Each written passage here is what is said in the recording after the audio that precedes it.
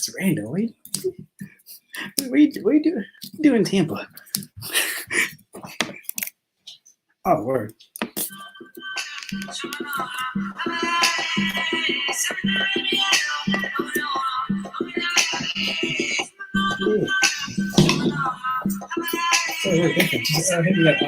I'm setting things up. That's why I'm not talking too much. But yeah, no, I got you.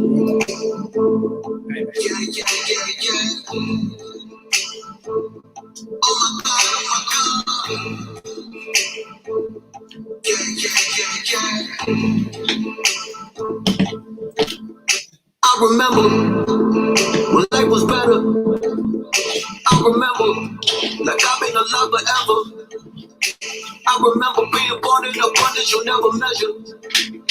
Predecessor from the epicenter, the genetic mecca. I'm a representative of the metal netter. You get if you never met her. The devil, he never better. I protect the treasure than the prison center. Damn, it was never desert. Do the rain dance, make the weather wetter. A crown is a head and tenor. Call me Imhotep, the architect of Bible. Break a temple down and put it back together. I remember I was royalty. From the soil where the oil be. Never let them pick a man in me. Growing from the little boy in me. Been a victim of my loyalty. Let my ego kill the joy in me. That's what they did on destroying me. I forgot the Lord anointed me. I forgot that I was God. I forgot that I was free. I forgot that I was king of the jungle until I remembered on me. She forgot that she was God. She forgot that she was free. She was stuck up in this moment so long. She forgot she was ever a queen. I'm the king up in the jungle now. She the queen up in the jungle too. I'm the king, I'm not a monkey now. All this power, what can money do? I'm the king up in the jungle now. She the queen up in the jungle too. I'm the king, I'm not a monkey now. All this power, what can money do? I remember now. I got my memory back. I remember now. Got my identity back. Try to tell me that the pyramid is alien, it could never be black. I was sleeping, dreaming, hoping someday that my life and my destiny match. Sipping juice of the forbidden fruit. Living proof I knew the hidden truth. Call me nigga when the criminal. How can I still when I made the original? Said I'm a jiggle boo, only jiggle boo. I knew it's the mother with little blue. I believe it's an institute that can teach you anything that you knew in the inner you.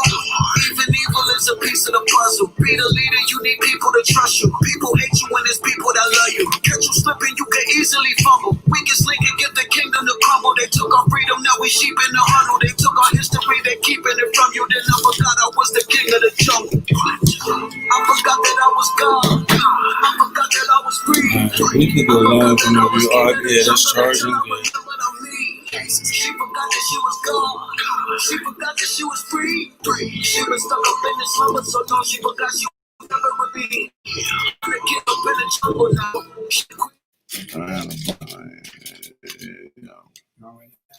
Yo. We in the building. We got some people in the house already. Yo, they filling in like filament when you feeling lit. Let me get high a little bit, you know. Let your titties twist like ligaments. You know what it is. The pretty is. See through the hidden skins of the reptilians with their unlimited many fins, dorsal fins. See dorsal spins when my torso. I see dorsal fins when my torso spins.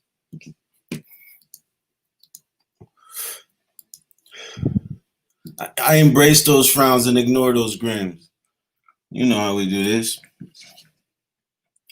Yo, Mike Brock, what's good, bro? Dude, I remember being at your house as a kid, dude. I remember. I don't know if it was it a trailer? It was like a small house. I remember spending the night over your house with his kids, man. Shout out to Peaches, man. Word up, man. Nubian Emperor, Sarah Nasu. Shout out everybody. Skylar Trevino. Sean Carter. Jesus Gallardo, of course. And Empress B. T. Solomon. What up, man? We got motherfucking Instagram in the building.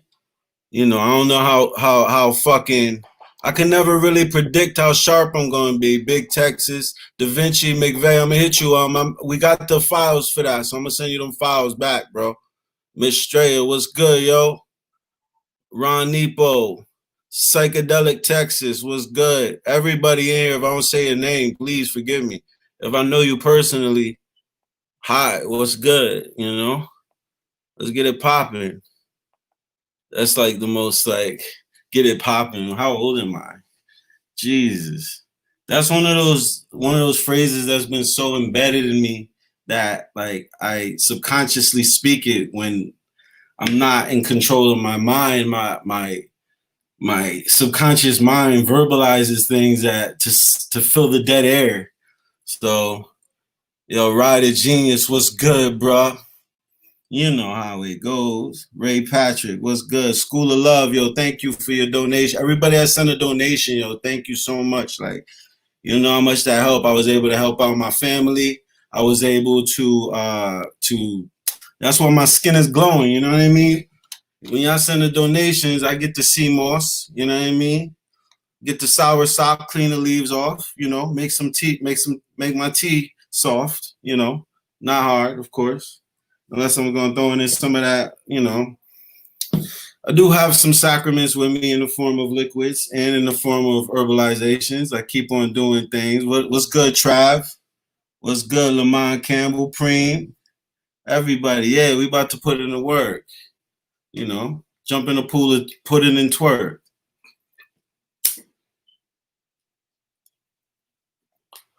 Y'all know I'm not for the bullshit. Y'all know I'm not for the bullshit. Like, I know the world is going crazy. I'm not into the politics. I'm not into like, yeah, I know I'm here, you know. Obviously I benefit from the modern realm, the technologies, the roads, you know, the inventions of the forefathers essentially, but I do not indulge in bullshit. Like, I don't really like current events. I like looking at things retrospectively and then creating a mythos of my own. Technically, I don't believe in having a president or a boss or anything like that. Like, you know, if I was put on this planet just by myself with nothing, I'd have to figure out how to fucking survive and protect myself. Like, police, that's extra. Every man protect your house, and every store owner get security. You know, yeah. If you provide the roads, toll it, you know what I mean? To take care of the roads, you put a toll there. That pays for the road. And then you have some kind of road patrol that sends out, you know, now we have technology. Let's use the technology. You have cameras that take pictures of our license plate, send us bills if we go too fast. Either that or stop making fucking cars that go over the speed limit. What sense does that make? The speed limit, excuse me if my beard is crooked, dude, because I had to shave this shit myself. The fucking barber shop still ain't open, so this is self-tailored. And I was like, zong, zong, zong, zong, zong, Zorro with the lights off, dude. But let's use the technology we have. We don't really need, like, okay, yeah, police. Okay, yeah, we're already adjusted to it. People are violent because they know it's illegal, you know, selling drugs and shit like that. It would be such a wonderful world if you could just do everything that's illegal legally, with the exception of robbing people and killing people and raping people. Those are like the 3 crimes: robbing people, killing people, and raping people. And families and shit should have to fucking handle that shit themselves, man. You got some big sons, uncles. That's who, yeah. Self-fucking revenge and vengeance, dude. Why do we expect other people to take care of us? Like, oh no. Nigga, like, okay, the city provides every family with a fire hydrant in front of their house, and you extinguish the fires yourself. There's a retractable hose that comes out, and the man fucking extinguishes it. You know? New York. I was walking today. Mm-hmm. Some dude was washing his car. Mm-hmm. He had an extension coming from the fire hydrant. Shout out to Los. He's been in the Bronx. And he said that he was walking down the street. We're in the Bronx with all the Jamaicans out here. Shout out to the Jamaicans, man. Very crafty, clever people. Motherfuckers did not believe in the coronavirus. I'll tell you that much. He said he was walking down the street and it was a dude washing his car with the fire hydrant. He had an extension on the fire hydrant washing his car, bro. This is what we doing, man. Yo, peace out to everybody, dude. So many names, Tones, J Preem, Juan, yay. Yeah, you roll with Duchess. You roll with Duchess? Nah, I roll with fucking backwards. No, it's not. Yes, it's GMO. Is my body immune to bad things? Yes, because I decided it is. If I die, it's natural causes. Don't do an autopsy. That's it. You know why I will never get cancer? Because I will never get checked for it. Thank you. If I feel bad, just let me go. Give me a fever. Give me some water. The music is made. LSD's out. I can, hey, it's there. Once you finish writing the Bible, you can rest peacefully.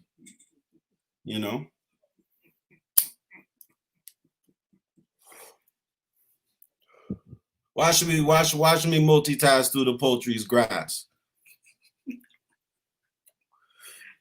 Lots of bones, but mostly ash. Read every book first and then quote me last, and you'll see. The present is where you hold the past, right? We're in year 2020 because it's the focus glass, looking through the lens. Silence is the psi lens, right? Silence is the psi lens. You need silence to have a lens of the psi. The psi is mind, right? And you need that silence, that darkness. Darkness and silence are synonymous. Let's not play around here. You need that psi lens.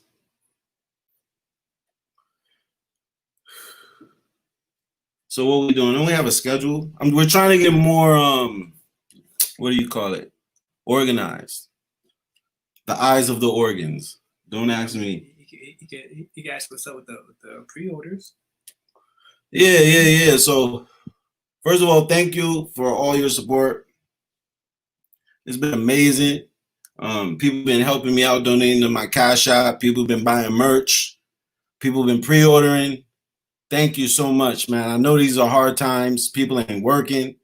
I don't know if does niggas have toilet paper now? I know I just bought some and it looks plentiful on the shelves. But thank you, man. Like, if you haven't pre-ordered, obviously you probably will eventually because I won't stop talking about it. The album drops July 21st on all digital streams. The actual vinyl will be delivered in September. That takes longer. Vinyl. Think about what vinyl is. We're talking about alien technology here. How does vinyl work? Literally, there are it's vinyl because obviously it's some kind of like sensitive solid substance that the music touches this little needle and makes these little rivets on it as it's playing on the master copy. And then you can play it back and somehow the needle is sensitive enough to pick up on all the music. How is this possible? Even if you know the exact science to how vinyl and records is made, you just have a verbal justification. It is magic.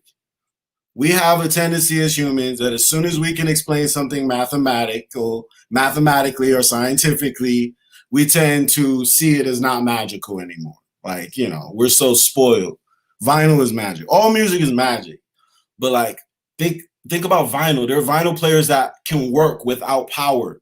No, like you fucking go like this with a handle or a crank, and it loads up, and somehow it plays music out of this horn. Every instrument that's on the song gets played back. Are there little people in there with violins and shit? Come on, man. Fuck, man. See, it's the kind of shit that they're trying to, when I say they, right, that's an assumptive group or entity or group of spirituals or whatever it may be that has constructed the cage, but clearly there's magic here on earth that we are constantly denying. I guess to make sure to keep materialism intact. Obviously, people cannot become super billionaires and super wealthy unless the human beings are consumers.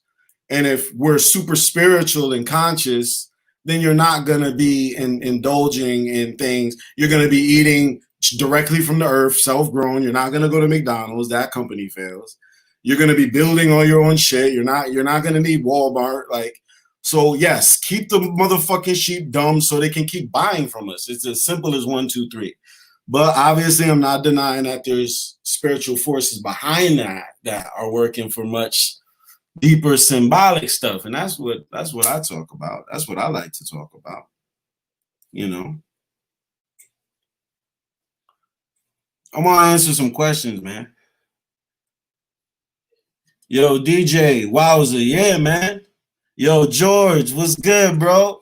Oh my goodness, man. Conscious Soul, yo. Yes, bro. I'm gonna hit you up in the DMs right after this. I promise, man. I got like 1,000 DMs I gotta go through, man. If I haven't got to your message yet, please don't take it personally. If I see more than like 2 messages, I get anxiety. It's like, oh shit, dude. I know how Santa must have felt when he was getting all those letters from those 5-year-olds, man. That's why you ain't see the motherfucker. Satan Claus. Of course I know it's Satan. Of course I know. Claus, right? Oh, fuck.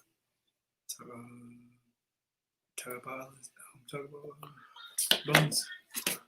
So how y'all like Bones, man? Bones of Osiris. I see a lot of a couple comments that stick out. Why didn't I use all SOAR? And why did I say it got scattered into 42 pieces and not 14?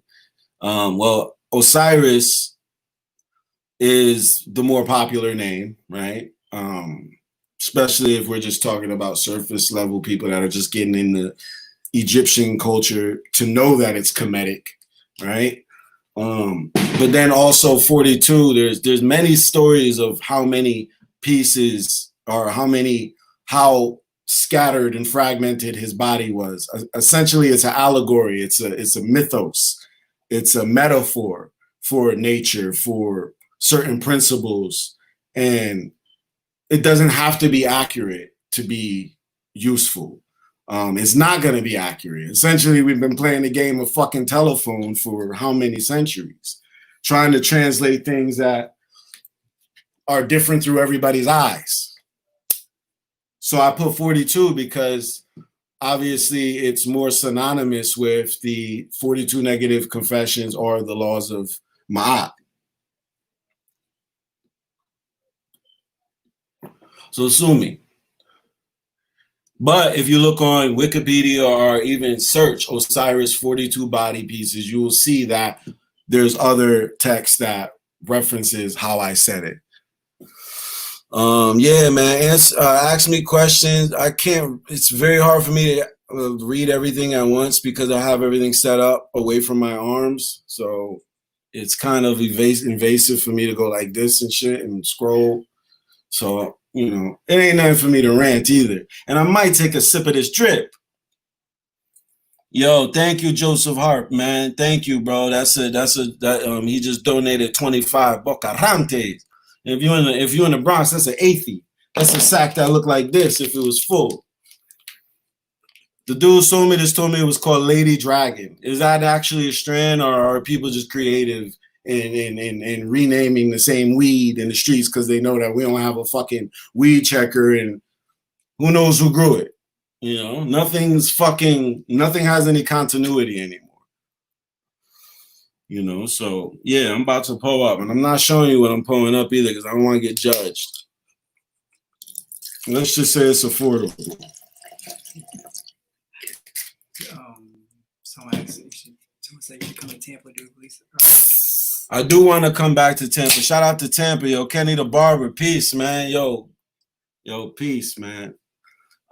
Absolutely gotta come back to Tampa, man. You know, we've been all railroaded Travel's been weird. You know, whatever. It's an excuse. God damn. Excuse me. But yeah, we're going to talk about a lot of shit, man. I appreciate y'all for sticking with me. Oh, shit. Don't worry, it'll dry. What's up with this fucking weather, bro? All right. We got global warming, right? Yeah, the globe gets warm. Climate change. Yes, of course the fucking climate changes. That's the whole concept, right? All right.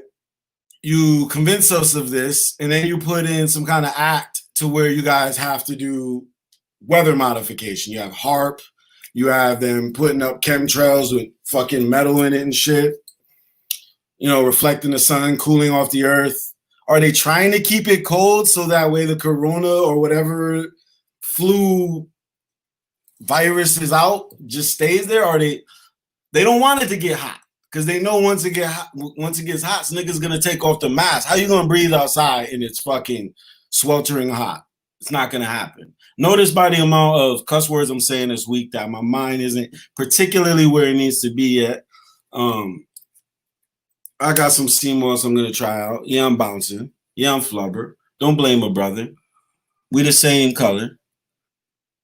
Yo, yes, Manny Etcher Rivera's older brother. You cut my hair, dude. I remember that, man. I went to your house, you cut my hair, and I went to your house and you cut my hair, and you came through and cut my. And you was giving us knowledge. You was OG, man. I love OGs, man. I'm very receptive to anybody that has more knowledge than me, regardless of your age or gender or lack thereof these days, right? Yeah, man. It's You can scroll through all of that, bro. Yeah, I thought so. Scroll through. The new you. Say hi to the old you. Super Goku. Say hi to Goku. We'll ever do something in San Diego. So shows. I want to do shows everywhere. So yes, if you ask me if I want to do a show there, absolutely. I need to get hooked up with some kind of show promoter. And I need to really nail down, some good rehearsal time. I really don't like the concept of performing in an entertaining sense. I like to exhibit my art in front of people that support the art and want to see it exhibited. To pay to watch me entertain you is some jigaboo shit, man. I don't like that. Hey, Cam, rap for us, man. No, bro, fuck you. But if you're willing to share an experience with me in a room, even though I'm on an elevated stage, it doesn't mean that I'm any higher than you. And just because more people are looking at me than I'm looking at you, doesn't mean that we're benefiting mutually from this experience. So yes, I will be doing shows. But I really want you guys to wait till after LSD comes out to really judge what's going on here, because I feel like for every person that listens to it, there'll be at least 3 songs that'll stick with you for life. Like, you'll be like, oh, what about when this guy did that or said that? Like, yes, it's possible. Yeah, it's going on. Everybody decided to leave the room, and there was still stones to be turned. Everybody left. Most of the great lyricists went over to battle rap. Instant gratification, Music became very melodic, bouncy, for good reasons. It had to. Music isn't supposed to be mentalized the way it was. We got a lot of extra thought to music, and it's because that's the only instrument we had at the time to tell our story, But now that we're in a time of abundance and every 13-year-old can get Pro Tools and SoundCloud, they're going to take the path of least resistance mentally. And all these kids are born geniuses already. So it's not like there's any learning curve from talking to rapping nowadays. Everybody's born in the womb, they're listening to rap. So, but there needs to be people on a grand level that still holds up the art of lyricism in a cutting edge contemporary fashion that we haven't seen or heard already. That's the problem with it, is it's old now. Like the greats have already, we already had our Wilt Chamberlains and our Michael Jordans. Like there's really nothing more you can do at this point. But there is. You can still do a 360 from the free throw line. Somebody still hasn't taken $1 off the top of the backboard on camera. And I will continue to Google search every year until I see visual proof of a man jumping and taking a quarter off the top of the backboard. I am absolutely obsessed with this thought. Earl Go Manigault, right? 6'2", standing reach, maybe 8 feet, right? Maybe 8.5 feet if he's very tall. So let's give him 8'2" to make it an even analogy here. That means in the top of the backboard on the NBA backboard is 13.2. That means he would have to have a 5-foot vertical. He'd have to have a 60-inch vertical leap in order to take $1 off the top of the backboard. Now, if we're talking about park backboards where they got the slant on it or something, maybe he jumped up 12 feet and grabbed the top of the backboard. But it would take somebody that was tall, long arms, and had a 40-plus inch vertical, like a Wilt Chamberlain would need. He had a 9-foot standing reach, and he would need a 48-inch vertical in order to do it. And that's Wilt Chamberlain. But there's somebody that can do it. We've seen people get close. DJ Steffens, James White, Justin Darlington. I've seen some people get within like 6 inches. Dwight Howard touched 12.6. We getting close. Michael Wild Thing Wilson dunked a 12-foot rim, which means his hand had to go up at least 8 inches over that. He was at like 12.8, 12.9. So let's talk. Yes, I know these facts. Yo, Joseph Hart, bro, thank you. Yo, thank you to your daughter. Yo, that's amazing. How old's your daughter? She's listening to my crazy ass. She's got to be a genius. School of Love. Oh my God, thank you, man. Woo! Papa's got a brand new bag. Walkie talking. Fucking yeah. I just put on the Jigaboo shoes. I just did a little dance for you. Thank you for all the continuous love. What about them headboards though? I don't know what that means. You gotta elaborate. Like headboards to the bed. I remember Big Pun said, I shine the car BP inside your forehead, so every night before bed, you see the BP shine off the forehead. You know what I mean? Yeah, Lex, what's good? Let's do it. We already on it. Value for value. Let's go. Conscious soul. Yo, yeah, so we're gonna keep it moving, man. You seen the kid did yes, I seen the kid do the double backflip from a standing position. Of course I saw that. His name is Lub, L-U-B. It's this 14-year-old little black kid in his backyard from a standing position did a double backflip. No run, no step, double backflip. And I watch parkour. What you talking about, dude? What? Yo, thank you, yo. Serious Soup, 888. Gave me that 444.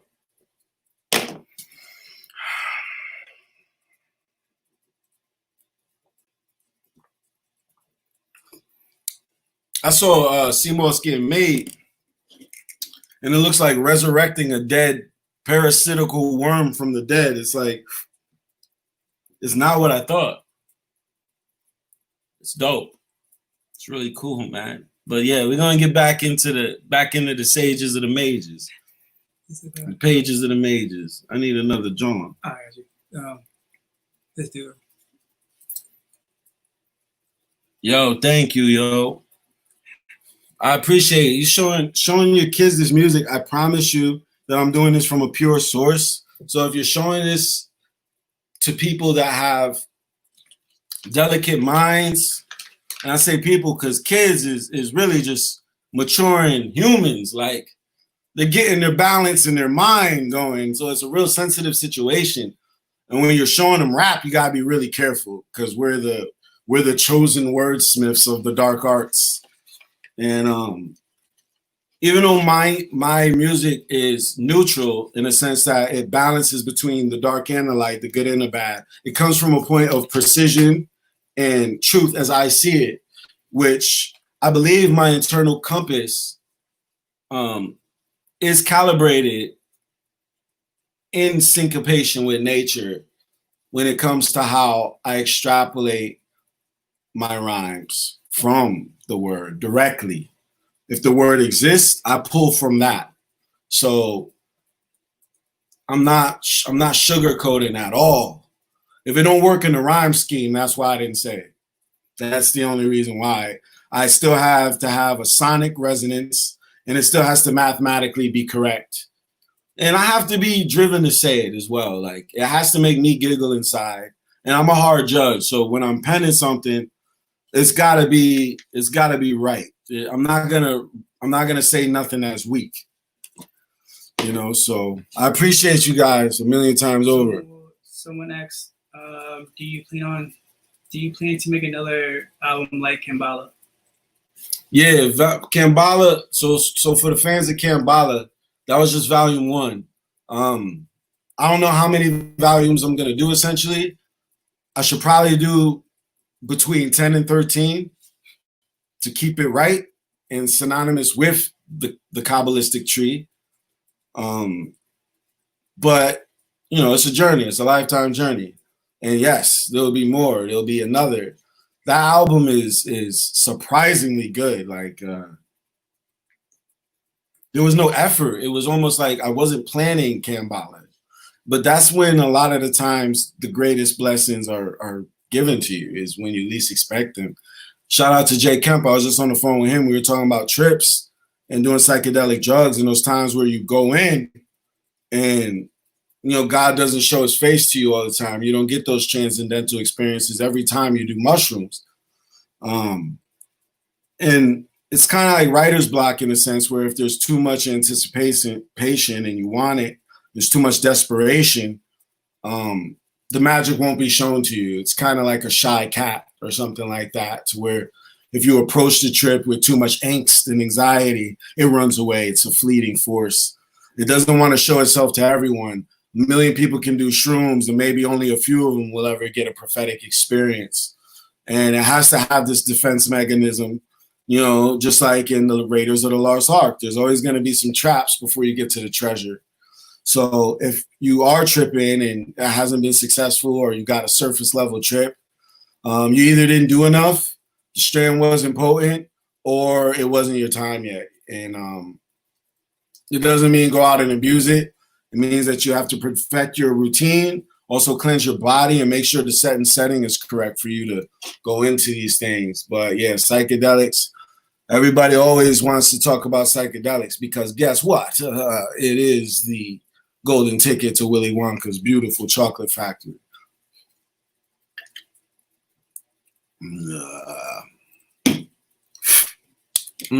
Tickle the spine, why don't we?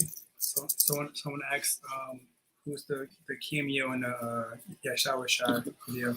Yo, shout out to the Yahweh Shai video. If y'all saw the Yahweh Shai video, actually, that's one of my favorite songs, man. The continuous rhyme scheme, the thread. I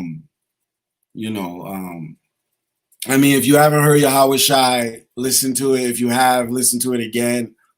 I enjoy listening to it. I don't know how I wrote that.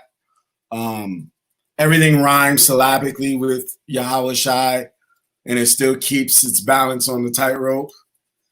If you watch the video, you'll see Uncle Hank. That's the gentleman, the shaman that administered the Toad DMT. I was in a real DMT experience in that video. So I was really tripping. I did 3 big DMT pulls of the Toad DMT that Mike Tyson talks about. And also, he blew some hape, which is spelled R-A-P-E, not to be confused with rape. It's a tobacco that cleanses your sinus and it prepares your blood to receive the beautiful DMT. And In that video, you see Hank. You see, shout out to Screw Tape. So the guy with the beard that had his head down, that's Screw Tape. Shout out to Sensei Star. He's a rapper from the Philadelphia, New Jersey area. I've collaborated with him many times, done many psychedelics with him. Incredibly dope rapper. One of the best rappers in the world, easily. Screw, what's good? We got to talk, bro. I just heard that song that we did. We put out, we got some dope songs. I got to put them on the album, dude. Eddie Deuce in the building. Shout out to Eddie Deuce, man. If you guys don't know him yet, you guys will know him very soon. If you don't know him now, get to know him before this message ends. And me and him are doing a project. I just opened the email. I listened to all the beats. Gargantuan is a biongo, you know, to the sound of the bongo, you know. Hey, where did my mom go? Don't forget the cilantro.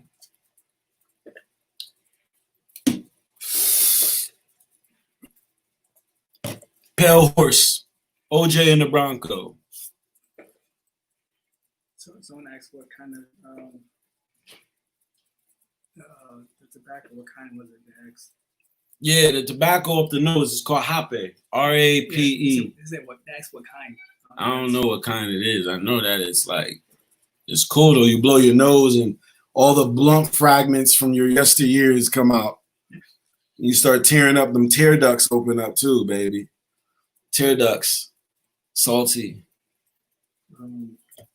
Someone asks, are you gonna do another song with cannabis?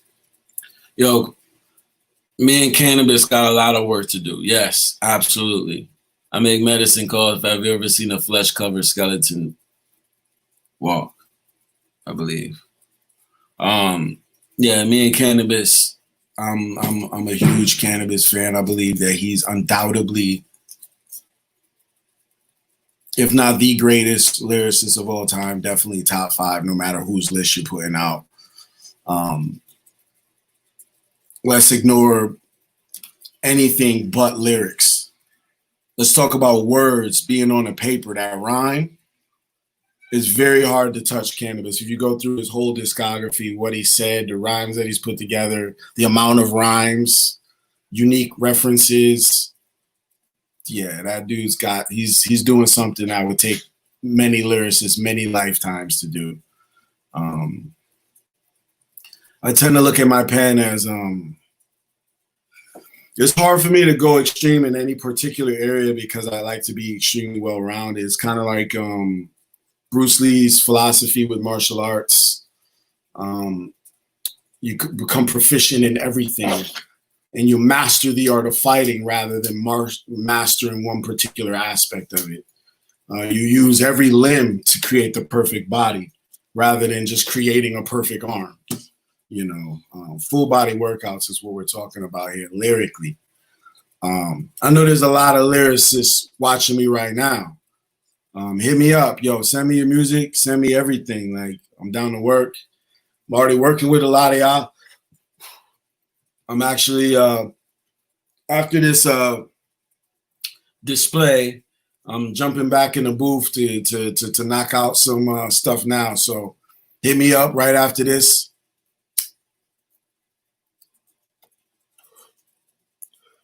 Do they demonetize me for smoking? I wonder. If they do, what the fuck? How do they know this isn't just tobacco?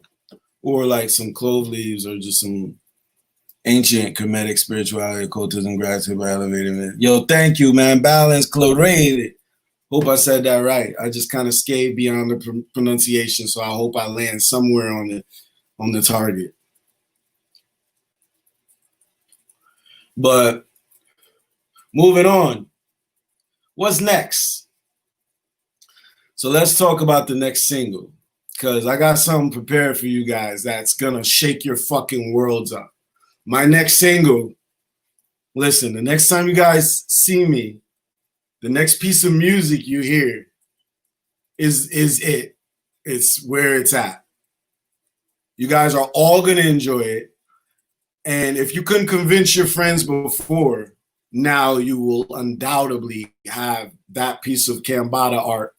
Yo, shout out to D. Carter. Ronan, peace, peace. My next single is gonna bang your heads off, dude. Bars. I know. Yes, it's happening. What happens if somebody's born that like is bar hungry and they live to come out with this? I read your comments. I know what you guys want. I know what you guys are listening for. It's like mama knows the recipe, but she knows what baby wants. And she's gonna she's gonna put some macaroni on the cheese to the side for me. She might use 3 cheeses with you guys, but guess what? She's gonna use some extra 3 cheeses for me, including ricotta. She might throw a Mexican 3 cheese blend in that motherfucker for me. Oh, mama, please make my potato salad without the relish and put that in a separate container. The whole family can eat from this one, but give me that one. That's what I'm providing for you guys. Let's talk a la carte business. You order cable and only get the channels you want. Imagine GTA. This is GTA with no missions. You just ride around and shoot people. And you can open all the doors. I've been waiting for the GTA that you could go in every house and see activity in it. Where's the GTA that I can go in every store? Where's the GTA that I don't even have to do a mission? I could just chill in my fucking house and then play GTA in the GTA game. That's the next single I'm giving you guys.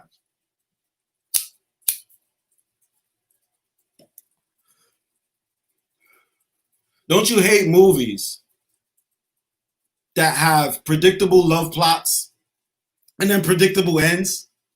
Don't you hate movies that are the typical detective movie with the partner, fucking The Rock featuring Kevin Hart, Mark Wahlberg featuring Wolf, whatever it be, it's always the same fucking detective plot. No, we're gonna change that. Imagine a fucking comedy that has no plot. It's just bars and jokes the whole time. We've been close. We've had Hangover. We've had Superbad. We've had a couple of them. They still had some plot, some love, some mission. No. Bars. Thank you very much. People like to compare, man. I've seen a lot of shout out to Absol. A lot of comparisons to Absol. There was just on my Facebook group, they were requesting I do a song with Absol. That will inevitably happen. Don't worry. But sometimes when people compare me, I wonder if they understand what I'm doing completely. To compare me would mean that whoever you're comparing me to has seamless syllabic counts in their rhyme schemes. You can't put me next to a rapper unless they also can rhyme every fucking word. Yo, Stacia, what's good, sis? Hey, yo. D-boy, bro, what's good? Hey.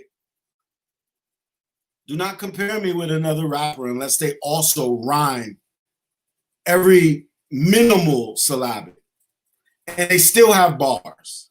And then they have to have flexibility in their delivery, and then songwriting, and then versatility in their songwriting. And then they have to be able to execute concepts that were never done before. Then we could talk comparisons. But I haven't gotten to validate myself on a global level yet in hip hop. Mostly probably my fault. I'm not seeking attention. I've never. Some people shake the tree until the fruit falls off. I sit below the tree, smoke a blunt, and the fruit falls in my lap. That's the difference. I'm not asking the tree for anything. Once the fruit is ripe, it comes to me. That's not always the best method to use because you might die before that fruit is, ready for you. But it's been the only way I've been able to do this, essentially. I'm not a lit boy. I'm not trendy. I'm not particularly into fashion at all. I like to look good. I like to feel good. I like to be somewhat attractive, but that's for y'all, man. You know what I mean? Like, I don't see myself when I'm walking around. Like, these shoes are so that I can walk around and like have infinite steps without fucking having a callus over my feet like a fucking Tarzan boy.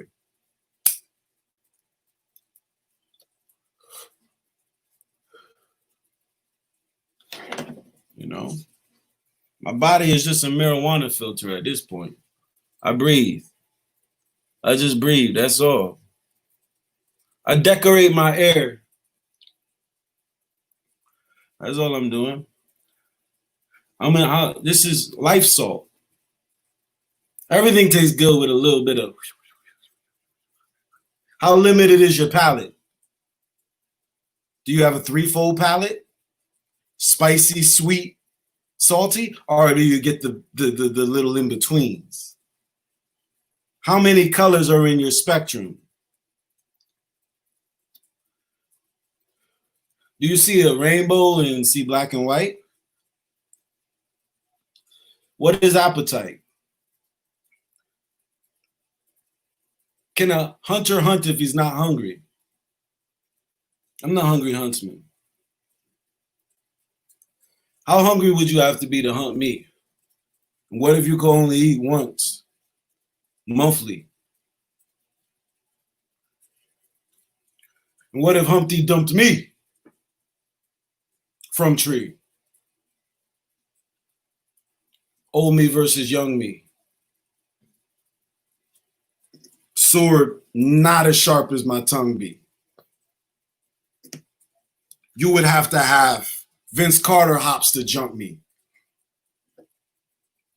Double pump. 3. Feel free even though I never was free. And I'm only not free because it costs to be the boss.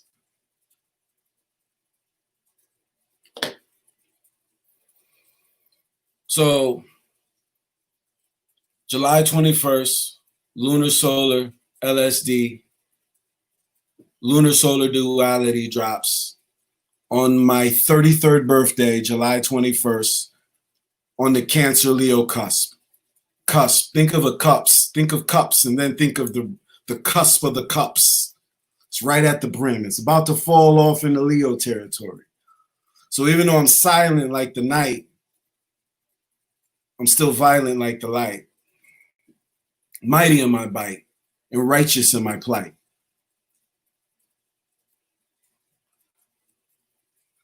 The phoenix is finally in flight. Fists, Iron Tyson-like. I just start rhyming when I'm nervous. And now I'm in this room alone, just me and you guys. I'm talking to a screen digitally, hoping that the words that are typing along are accompanied by a soul behind the keys. I'm the Moses, I would think. These are all bars. Lamborghini to small golf carts. What happens when you're only fish amongst all sharks? I'm a died author, aardvark. What's a cat in a dog park? Come on. Let's play.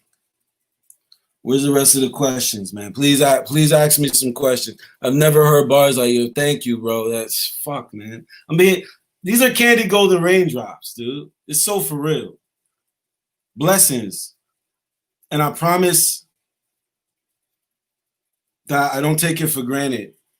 And after this, I will humbly get back to work.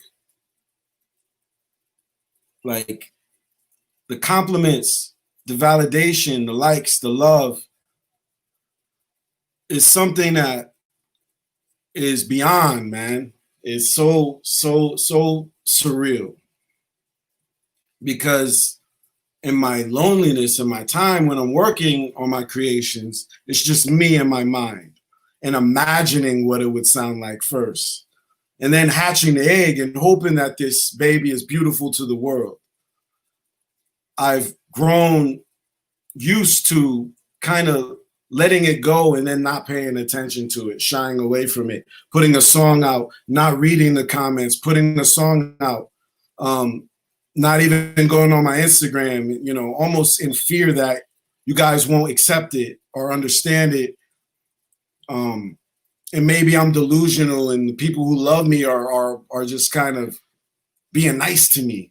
But you guys continue to shower me in blessings and words that inspire me and motivate me to continue to do what I'm doing, despite the sacrifice and the pain and guilt that I feel sometimes for ignoring friends and family, to saturate myself in what I'm doing. Often we go through life and we have family and friends that never get to reach their potential. And it's very clear why.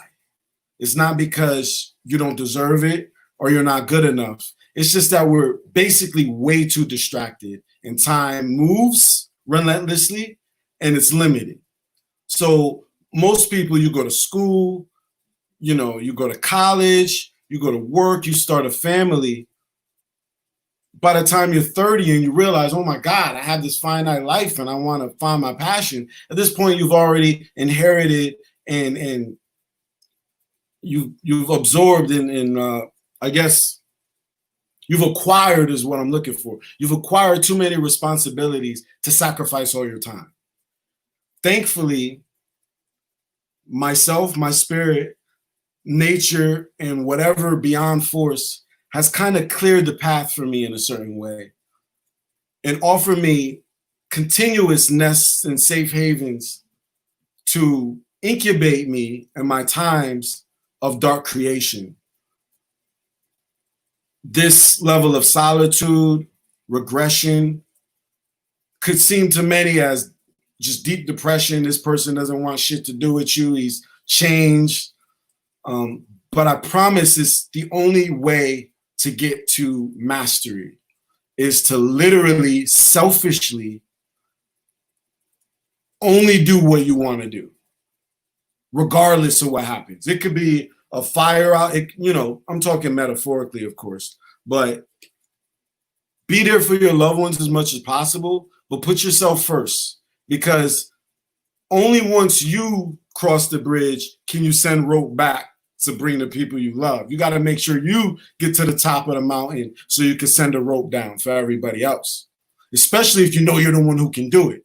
Now, if you know you're the one to do it, you're the messiah of your genetic line, and you don't follow through, then you will feel guilt for the rest of your life, or you can have a child and maybe cultivate them in a way that they can reach a level of greatness, because that's all it is, whether it's for novelty, whether it's for abundance, because everyone has a reason for what they do. And when you're wishing, it's kind of like, be careful what you wish for when you have that genie lamp. What I noticed with magic and with when you're asking for the higher power to grant you something beyond what you need, because your body knows if it's surviving or not, right? And most of us are. Even if it seems like it's some kind of stressful struggle, everyone normally has a roof and it's very easy to get food and water. We don't have to hunt. We don't really have to do anything. If you're in the States, if you're in any kind of, modern civilization, I mean, if somebody throws away a fresh box of Chinese food, you can open that up and have a fucking full meal, right? We don't do it because you don't want to look like a homeless person, but there is more than enough. So when you're asking for God or whatever you want to call it to grant you abundance beyond your ability to survive, it has to be selfless for it to manifest easier. Now, it doesn't mean that a Hitler won't become rich, right? Because the universe is neutral. Whether your wish is for evil or for bad, if it's true and it's what you want, you're going to get it. Because there's balance. For there to be good, there has to be evil. Both of them have to be fed, right? But what I did was I made sure that everything that I wanted was beyond me, because for a while I battled with this. I've never even been able to force myself to be materialistic. Like, there was a time where I wanted to fit in at school or be attractive to women that are also reflect materialism, because you know, essentially you're trying to costume yourself to attract the hunt. You know what I mean? Like, essentially, like, we're all in a state of courtsmanship, whether it's for a job or that you want, or for a position, or for a woman, or whatever it may be. You're dressing to impress. So yeah, if you're going out for an ultra bad chick and she's, you know, wearing Giuseppe clothes on, you might feel pressured to, you know, wear a Gucci shirt. And to do that, you need money somehow. You might go out and rob and steal for it. You might sell drugs, whatever it may be. I just noticed that the less I want, the less I have to make, right? And the less I have to make, the less I have to sacrifice when I don't make it. So got rid of having a cell phone. I realized as long as I have a phone, I can only use it in Wi-Fi. Just told everybody I love, look, just treat this as if it was before cell phones. Because there was a time you had to leave a fucking message on the answering machine and wait for me to get home. Right? Cell phones are a new technology that are ultimately extremely intrusive. Because if you want me, you can call me. You don't know what the fuck I'm doing. I might be in a state where it might be impossible for me to pick up the phone without shattering my line of thought, which to me is the most important thing ever, right? So I got rid of phones, all my clothes, including the clothes, everything that I have on. Shout out to Ancient Aura. I fucking forgot the name of this clothing brand. What does this say right here? I don't know if it says it.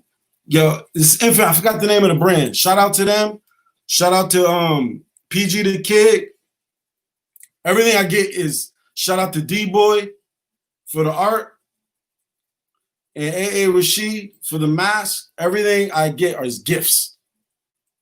If I look fresh one day, it's because somebody adorned me. It's like the three kings came and they were bearing gifts on their fucking mules.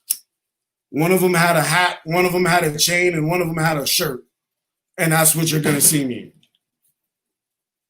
Some potato sack fucking pants. Like fucking Huckleberry Finn. Yo, Everton Wilson, yo, thank you. Yes, yo, hit me, bro. Thank you so much. Lamont Campbell, oh my goodness, thank you. Your name sounds like Big L to me. Yes. Also, there was someone asking how can they donate. Someone knows either super chat or hit your Cash App. Cash App is the most immediate way to donate. If you're on Instagram, I could type it in there and pin it. That's what I'll do right now. Everything it's a solid investment because I was always the kind of person who, if I see something building and I have the ability to add to it, I will. You know, like, it's kind of that whole mentality. Like, I remember being at like a party and there's like one guy that's drunk. Hold on. Yo, Samed, what's good? That dude's got bars, by the way. We got a song. Microwave, let's get it. I don't know how to pin it, but we'll make it happen when it happens. Fuck was I saying, dude? You're just getting into just like how you want less. Oh yeah, so I was getting into materialism. That's it. Everything will come to you. Like God protects the foolish and the babies, right? So on a path to knowledge and wisdom, you have to understand that having knowledge becomes a responsibility. That's where the whole allegory of, you know, eating from the tree of knowledge essentially cast you into hell, because now that you know, you're responsible for knowing. If you didn't know, then you are of like an animal or a butterfly that didn't know, or a squirrel that didn't know that if he crosses the road, he's going to get hit by a Mack truck. Humans, we are, I mean, we are the greatest gods we've ever seen, essentially. So we know. And on my journey to knowing, I started to know things. and on your path to righteousness, where once you get into psychedelics and entheogens and waking up and getting woke and getting consciousness, right? One thing you'll notice is that if you do not do away with your vices, you're going to feel more guilt because you should have known. So if you know that eating fresh and, you know, drinking water and sunbathing and meditating is the only way to really truly have health, and you constantly go against that, now you are becoming an object of your own sin. It is not a grand force that strikes you for your sins, it's oneself. And because you know you're doing bad, it's going to affect you adversely. This is where, again, God says he protects the babies and the foolish. You'll see a lot of kids, bad parents, hardly eating, so many near-death experiences. Somehow they grow up into great people, you know. A lot of the times, it's the rose out the concrete that develops the talent. They were abused at, and it comes down to that. These people had to develop ways to communicate differently than other people because of their trauma. But again, your spirit and your body does what it has to for self-preservation. It's kind of like when you hear about somebody that loses their vision, but they get better hearing, or vice versa, where one sense dies, the other one gets stronger.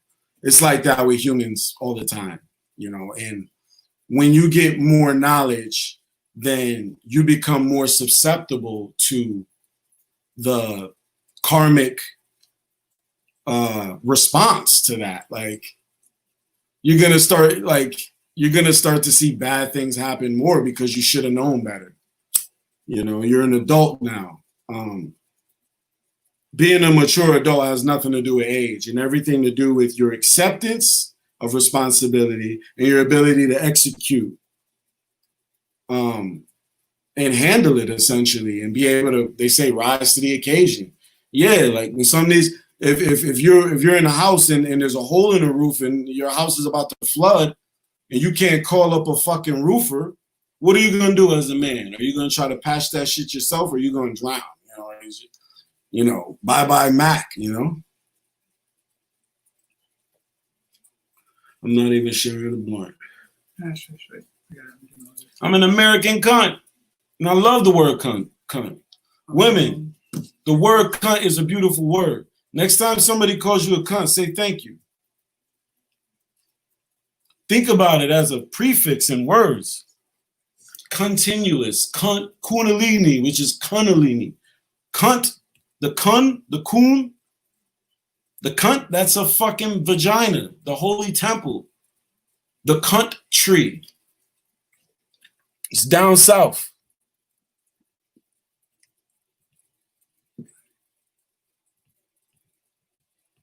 Hold on. Yeah.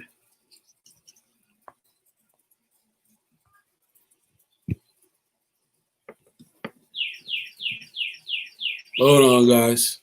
Just gotta make sure I got my Instagrammers in here. You know. Yo, thank y'all, yo. Like we got 84 in here? That's a good number. That's 444. Don't think I forgot about the music. You might have to exit it and flexing it. There we go. Yeah, scrolling. Get your colon swole, boy. How about your kidneys? Kidneys too. What your kidneys do?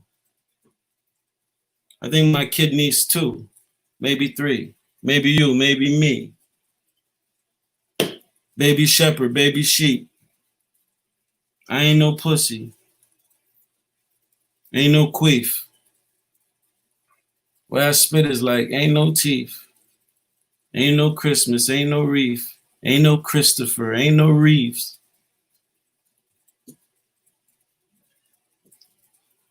Oh, man. So, what I was getting towards is materialism. And when you're making those wishes, because just to backtrack, if you look around, very rarely will you meet people that can break through the glass ceiling, or people that could attain wealth, people that could achieve their dreams, people that can make it big. And a lot of it, like I said, is you being able to figure out, create a balance in life, especially if you don't make it off rip. Because some people, it's almost like they picked up where they left off, and by the time they're 18, 21, they're already your soldier boy. But those people, their lessons in life are the opposite. It's you're brought into abundance. Now, how do you deal with that? Some people are brought into survival, and how do you achieve abundance? For people who got abundance before they were of mind, it becomes an opposite plight with equivalent lows, you know? So it's like,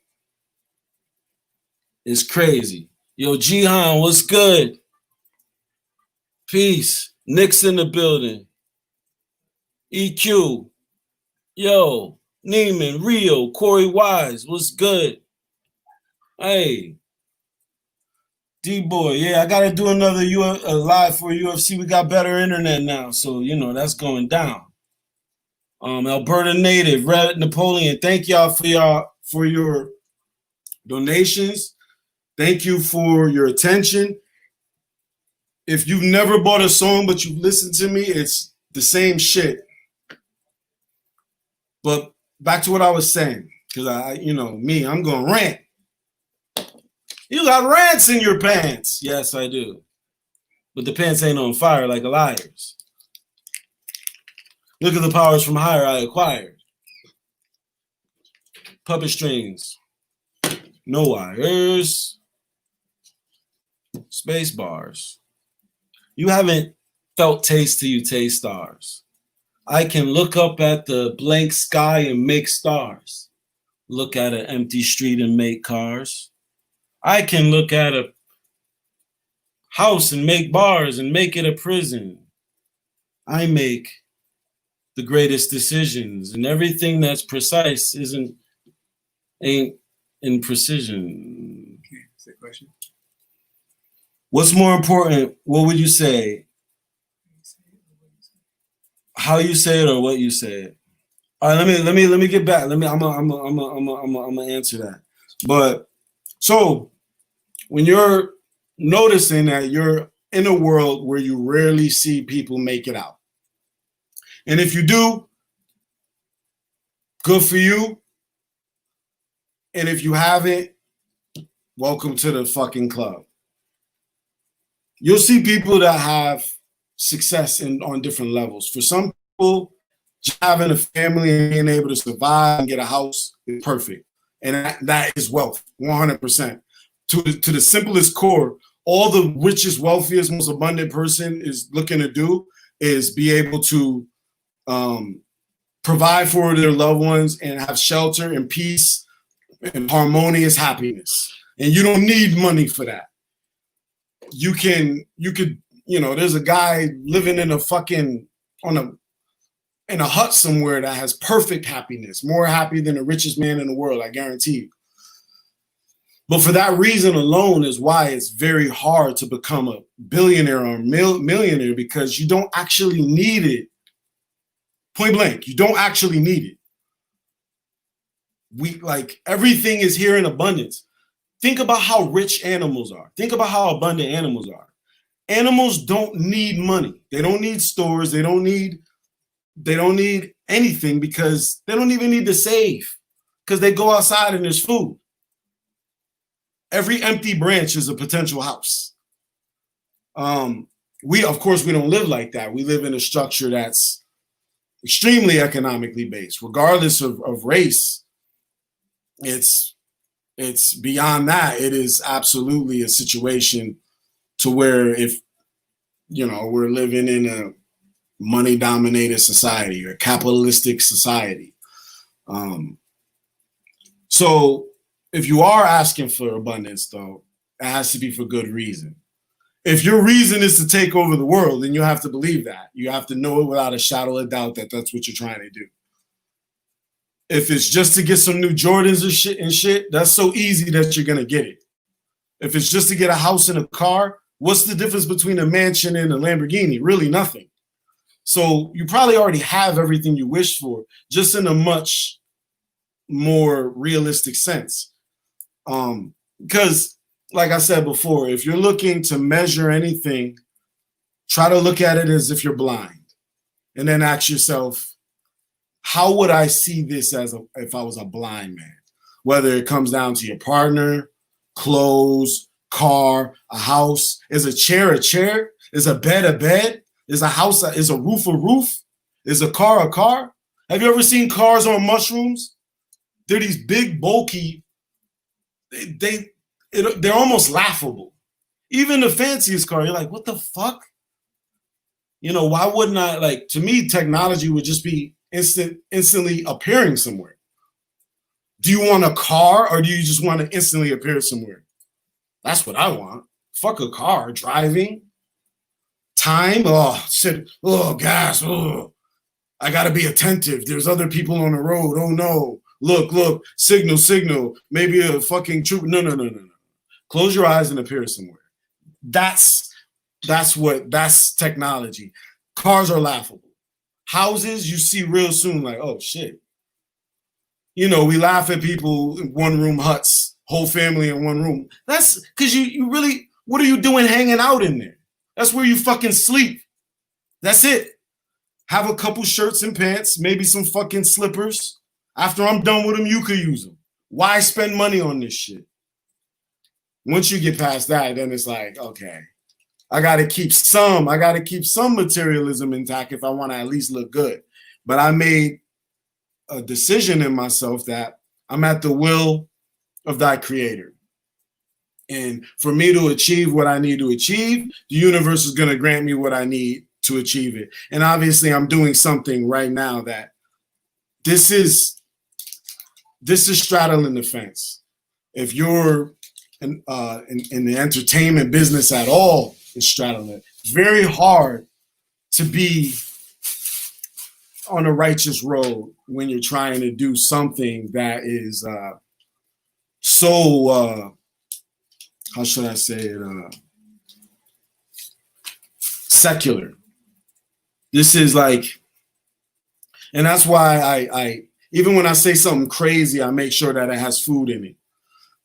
That's why I mention God so much in my music and in the higher spirit. I'm always saying things in a way that I would fashion it if I was writing a Bible, because I know the forces that we're playing with here. A lot of artists take it for granted that these thoughts and these ideas come from this invisible place in our mind instantly. Like, you're there and you want to take credit for it because it's like, oh shit, I was in my zone, man. I just thought of this bar. I was looking at the chlorized bleach bottle and I realized bleach and teeth and white. And then, you know, you got your crowns, which is the king, the white king, you know, canines, that's the cop. You know, you're coming up with bars and you're like, how did this happen? But for you to even have that moment, something had to conspire, dating from the day you were born all the way up to that moment. So is it you? Is it the circumstance? Is the universe trying to work through you so it's allowing you to have this experience?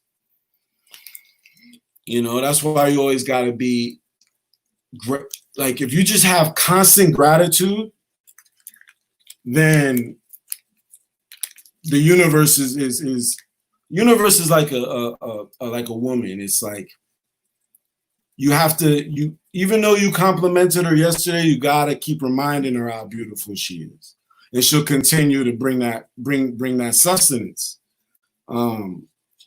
It needs attention. The universe wants attention, and it wants attention from minds that are going to manifest it. So if you are a creative or an artist and you're asking God to send you some kind of inspiration or idea, then you have to immediately be gracious, and you have to make sure you execute it and manifest it. Because if it gets results, then it's gonna keep coming. Bam, bam, bam, bam, bam. Oh, this is a doorway. This portal works. You know, it's kind of like a stream link that has the perfect pay-per-view, and everybody's you giving your friends the same link. You feel good because you're still in the fight. You got the link. Bam. Once the other side knows, then it's written. They want to fuck with you all the time. That's why they stop going to people. Once you reach a certain level of wealth and success, you might notice less visits because it ain't getting the same kind of acknowledgement. You expect it now. Now you deserve it. Now you're a genius. I can't see inside my mind. This shit just happens. This is absolutely possession. And the person that's the most open is going to get the most possessed. Thank you, Lord Messiah 360. I appreciate you, brother. Thank you. Like, what you believe is what your realm is what you will experience. Like I said, I don't know. Is this the Truman Show? You know, how do you know, man? And if it is, if you are the only one alive, if you watching this right now are the only one, and this is all a figment of your mind, then fuck. You know, I think we got a guest in the building. I hear a deep tone. Yeah. J. Kemp. Yeah. Yo. What's going on with you, bro? Good, man. Chilling, dude. Let me bring you in the building. We got it live. What up? Yeah. Good luck. Yeah, we got a guest star. We just getting into. Now it's about to heat up. What's good? Yeah. Come in a little closer, man. Wanna come in? All right. Oh, we gotta be like this. Nah, man, they gonna hear you regardless. Okay. You can throw a bit. That's just for Instagram. The YouTube, this the one that's gonna be bram bram bram. Word. That's what's up. Yo, yeah, shout out Lord Messiah. Peace. Yeah. We out here. What's good, You though, know? man? Yo, I was wondering why the Jamaicans was mad at me, yo. What was they mad? They was about to close up. They like, this nigga won't come in now. Oh, yeah. Like, they was on the gates about to come down, close up. Damn. And I walk in like, so what you got? What's the special? What you got available? Like, oh, you went into the sunlight. Nah, I went to Choices. Gotcha. Everything's closed. I guess because they used to be open 24 hours. That was the whole shit about it. Why I loved going there because it was always open. But niggas is on extreme scaredness. Man. COVID fucked it all up. I don't believe in none of this shit. Fuck it all. So hold up. So you don't. So you the one that COVID isn't real. I'm just completely unaffected. I'm like, I go into the mindset that I'm completely immune to everything. So even if it is real, it ain't gonna fuck with you. No. All right. No. But do you say it's real or not real, or it don't matter? I believe that we went through a classical flu season. All right. And they decorated it like it was new. Yeah, the media was just like, oh shit. This is COVID. Yo, can you imagine though, real quick? Can you imagine going to your doctor? Your doctor's like, Cam, you might have a disease, and you like, what? No. Yeah. Like, yeah. What are the symptoms? And they give you the symptoms, and you're like, all right, yeah, I'm good on all those. And they're like, okay, but you might have light versions of those symptoms. You're like, all right, but I'm still good on all those. And then he's like, but you also might not have symptoms at all. They just crossing off every box. It's like, yo, you leave the hospital fucked up. Like, yo, what the fuck? The doctor just tell me. That's exact. Like, it's to a point where, like, the symptoms that come in having a flu or a cold or a corona or whatever it may be are always the same. It's like, you're going to have a fever, you're going to cough, you're going to have mucus, you're going to sneeze, you're going to have the shivers. All of that shit pain. can come from everything. Every disease ever has the same symptoms. Right. Your body goes through the same process at eliminating parasites that it always does. Now, if you're listening and you lost somebody during these times, I'm 100% empathizing with you, and I do not mean to laugh at any life loss. No. If you personally went through something, but let's not act like even the word flu or the word cold wasn't something that you created. Like, obviously, these have titles. They come from somewhere, And we're just saying that, yes, people get sick every year. Most of the time when you get flu, you don't go to the doctors. So there's no numbers on it. And when I get sick, I haven't been to the doctor since I was 16 years old. Unless I was in the hospital. Like, there's a couple times where I was in a hospital, I guess. And usually it's only after I go to the doctors that I actually get sick. Because they convinced you. Yeah, they convinced me. They told me, like, yo, this is potential, this. But then I'm walking by people who are sick. You know what I mean? If they all look sick, I'm just around sickness. So, yeah, I'm going to come out with that. Exactly. You know what I mean? But I also feel like, you know, the funniest thing about fucking human beings, the funniest observation out this whole shit, observing humans, and I know aliens we must be a reality show to aliens, man. Oh yeah. So, The show. The only thing that was the funniest observation was, and I'm looking at this cinematically. Just imagine cinematically, you're watching a movie, and all of a sudden the headline says, you know, there's a virus, and it might be whatever. We got to shut in, and then we cut to not all races. Now this brought the races together. This is when you know this is a human. This is a human reflex for everybody, right?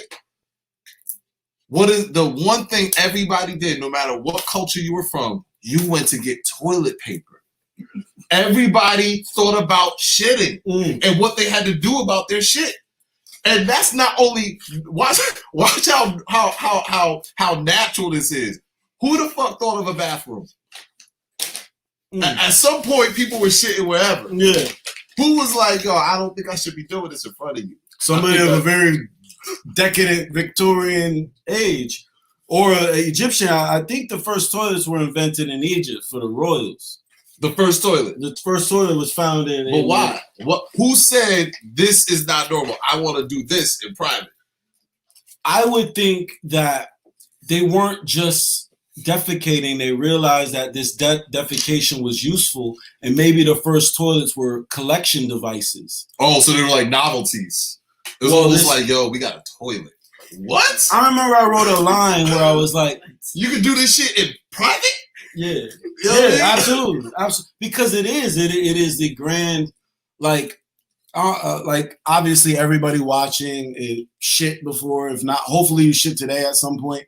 No matter how pretty or ugly you are, you gotta. Oh yeah. You gotta make a couple plumpkins. Yeah. You gotta make sure. And it is a very real situation. It's psychedelic.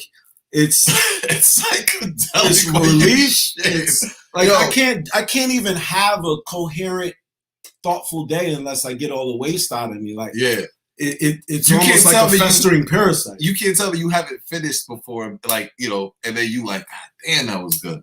You know what I'm saying? Like, I let all that shit out. But especially if you can get it out at one. Ooh, man. Damn. Light. You're young. You feel light, yeah. You're athletic. You can fuck. You can dance. Nah, yo, shorty, you need to go take a shower before you get up in this bed. The doo-doo crumbs. Doodle crumb. You gotta do both at the same time and make it just seem like you're taking a really long shower. Yeah, that's it. Why do you take 3 showers a day? Right. This person, hold on, who does that say? Corey X. Oh, shout out to Moving to hey, no doubt. Who did Clear Lens Productions? Peace. They recognizing you, huh? This is Jay Kemp. This is a legend, man. Me and him the first time I did DMT was with this gentleman right here. Yeah, man. We did, was it LSD that same day or LSD the next day? I think it was nuts. I don't know, man. We've done a lot of things. We went from the DMT to the LSD. But yeah, man. Oh, but this person was like, hold on, what they say, man? They went up somewhere. But basically, before I got to you, I was talking about manifestation and how hard it is to create abundance because we are already beyond the point of natural survival. Let's talk about it. When you're making them wishes, when you're trying to become extra, you're trying to become great. I say the holy trinity of success essentially is mastery, excellence, then greatness. Yes, no doubt. And you can achieve mastery, and then what? Excellence, then greatness. Then greatness. And that, see, the part that we many times skip over is the excellence. Mm. You know what I'm saying? Because we can master something, but the consistency of that and staying with that. You know what I mean? And another thing that I don't like about the whole manifestation talk is that the too many times people are peddling spiritual capitalism. You know what I'm saying? Where it's like, you know what I mean? Where it's like, you got to do this. If you're not manifesting this, if we don't see this substance, that's a reflection of what's going on in your process. But you could be in the mastery process. Yeah, sure. You could be in the mastery process. You could be in the excellence process, and things haven't fully manifested. Yeah. That doesn't necessarily mean what you talk isn't what it is. You know what it is, because the real manifestation is in the unmanifest. Yes. That's where God, like we talk about universal God, mastery, that's that unmanifest where shit hasn't even fully come out yet. Exactly. You got to tap takes into longer it. to born, the greater it is. That's it. You got to tap into it. And I was telling them that it's hard these days because we're so distracted. Especially by the time most people realize that this is what we're trying to do, they're usually in their 30s or 40s, especially if you were born in our time, so where there was no choice but to be ignorant. There was no resources. I just figured it out. Yeah. And I didn't figure it out. You know what I mean? And by that time, you got kids, you got a job, you got a mortgage, you got bad credit. So to find time to master and become excellent at something becomes something that you have to take grand sacrifices for. You have. And until you're ready to figure this puzzle out, you're going to keep incarnating here and running over the same obstacles. But you know what? Even with the debt, even with the debt, someone said the imagination. Yeah, I've been checking that Billy Carson, man. That right there, tapped me in, man. When really understanding, because the thing is, when you know how your muscle works, for example, in an exercise, you do the exercise better because you know what's working. Yeah. When you know how the frequencies in your body, the light in your body, the way your thoughts actually have an energy, they're actually somewhat tangible, and they have that power into the universe. When you know that, you know what's working in your mind. That gives you a better tool to be able to put those things into practice. Exactly. You feel me? Exactly. When you don't know and it's all mysticism, it's like you might feel good and do it. Yeah. You know what I'm saying? We were talking about that earlier when we were talking about the practice of shamanism, and I was relating it to writer's block. And luckily, with both shamanism and writing, I've developed routines and different tricks to get me to where I want to go, regardless of the circumstances involved. But to do that takes a lifetime of practice. That's why they say religion is a practice. You have to practice religion. That's why religion is necessary, but not the organized, structured dogma. You need discipline. You need something. Yeah, you need the routine. You need the habits. And this is where a lot of dudes that I fuck with, that we all still we still pushing through some shit, the debt, and we in our 40s and all that. So the thing that we tend to miss is those habits. It's those habits that have to happen every day. Even if you got 2 jobs, 3 kids, you know what I'm saying? If you got 2 jobs, you got a 15-minute break on each of those jobs at least. That's 30 minutes to put towards your vision. Yes. To put towards penning something down, whatever it is. And that shit works. That shit works. Because now you got 30 minutes on that day, 30 minutes. If you got 5 days a week, you add that up, that's a couple hours that you banging out. At least the last thing you need to do, though, is get sucked into the mode where you do nothing with the purpose and the craft that you have. You know what I'm saying? Yo, that reminds me of, so those watching, you know that I just signed a deal with Mellow Music. And obviously it took me years and years to get a deal as a rapper. It didn't matter how good I was or how relentless I was. It happened. Yeah. One thing I noticed, I was going on my old computer because I still have my computer from my first mixtape, The Visionary.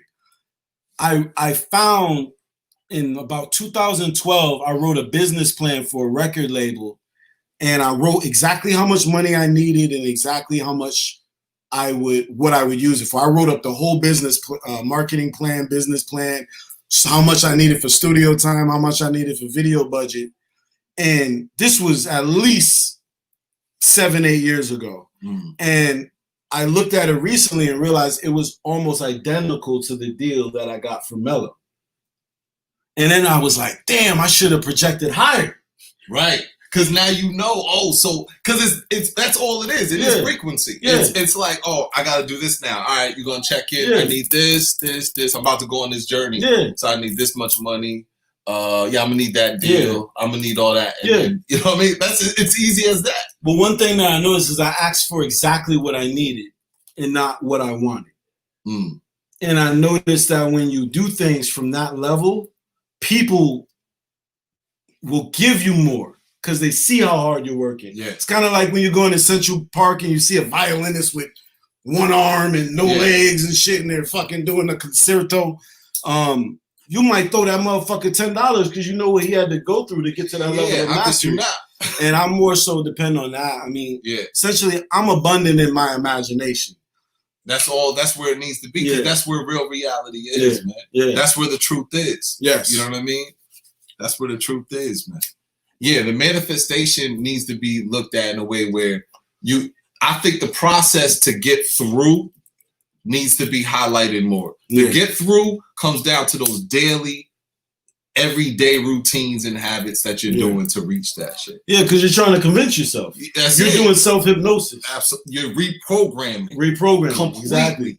And that's going to take unlearning mad shit. That's going to take, even as specific as, I'm going to wake up. I set 10 goals for I'm good right now. Mm-hmm. I set 10 goals for the first 30 minutes of my day. You know what I'm saying? That's amazing. Before I even go into the meditation. And that is, I'm going to drink a bottle of water. I'm going to guzzle this bottle of water when I get up because I'm going to be dehydrated. Yeah. I'm going to make my bed.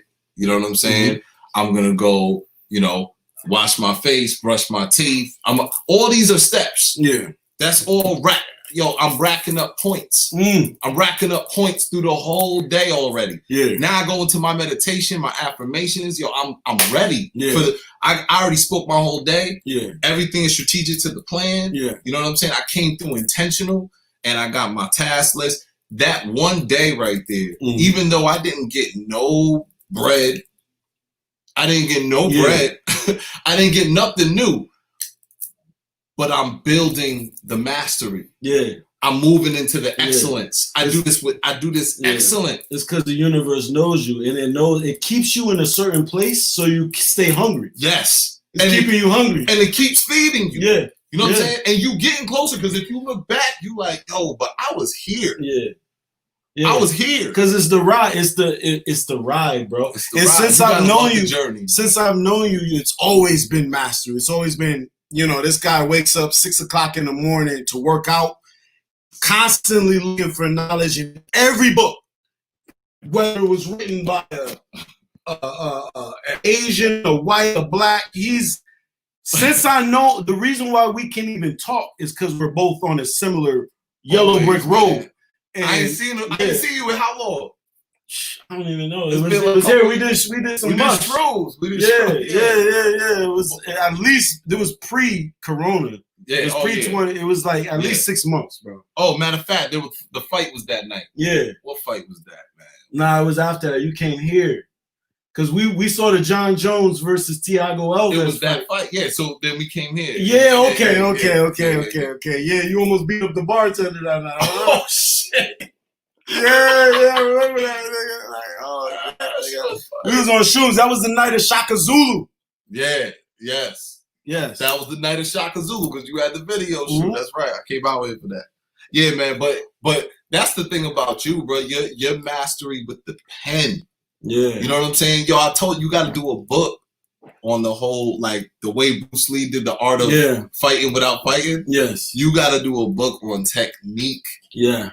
With bending words, man. Yeah. It's and not even just bending words, but concepts. Yeah. Bro, like you used to break that, like the interview we had at the Baobab tree. Oh man, that's still climbing. I got like 3,000. Yo, people love that interview, and you were breaking down how you do all your practices. Man. Yo, look, if you're watching, you're a lyricist, I do not hold back. If you want the secrets, I give them to you. Because I know at the end of the day, it's still going to take work, right? It doesn't matter how many people I tell the secrets to. It's going to be a very chosen few of you that understand it. And there are some of you listening right now that are already at a level of mastery.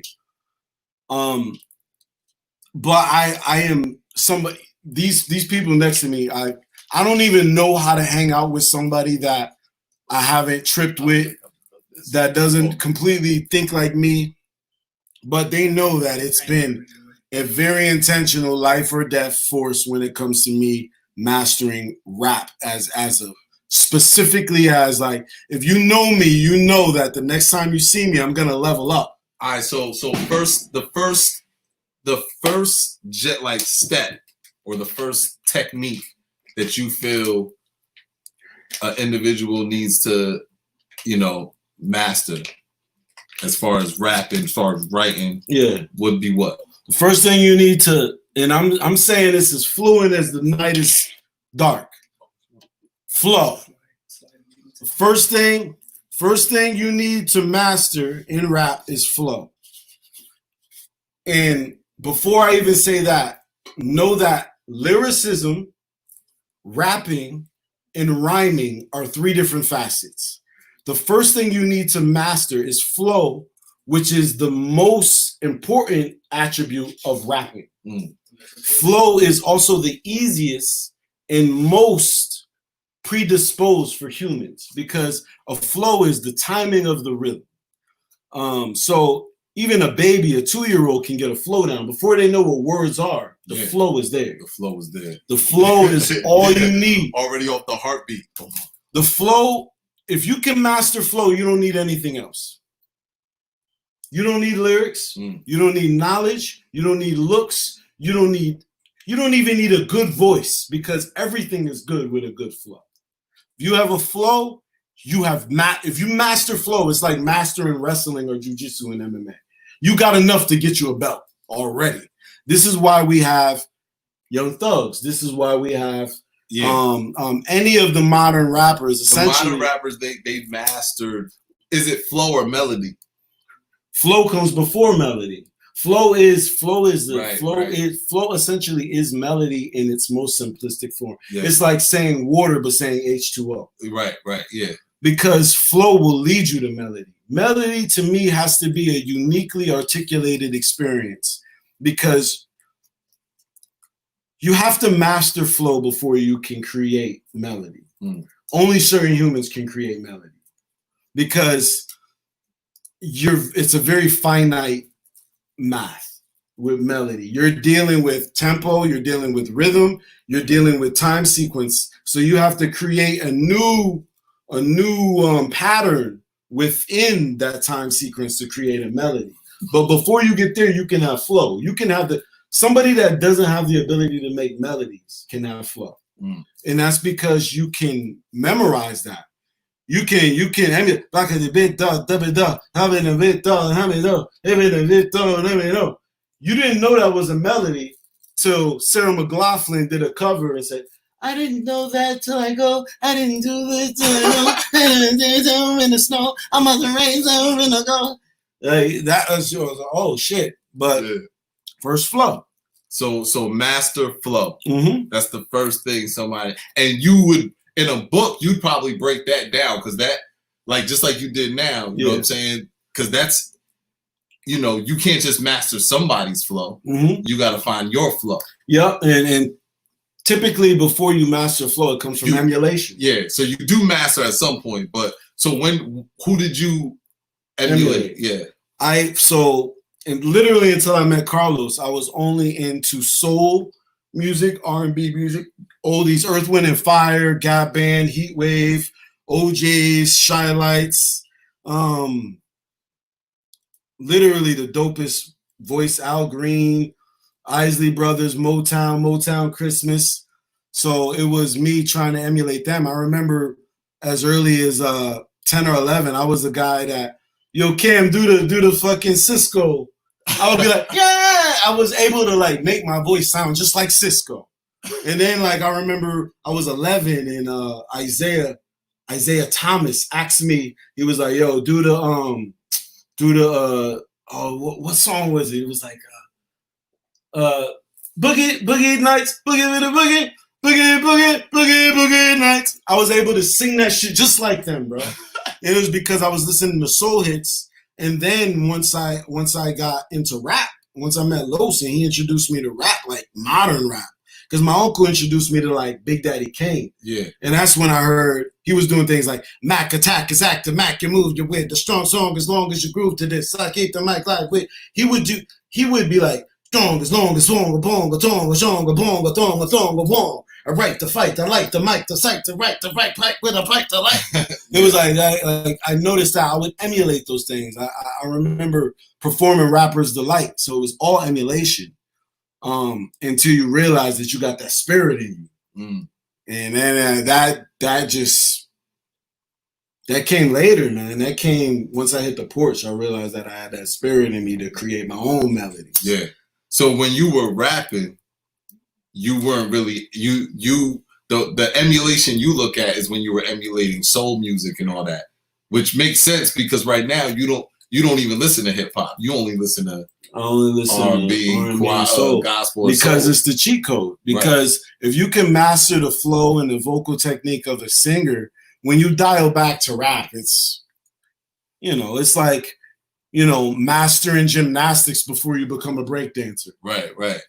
How many fucking break dancers used to be gymnasts? At that point, nigga, a fucking backspin ain't nothing, dude. Right. So yeah, like I know this. I know exactly the recipe. Yeah.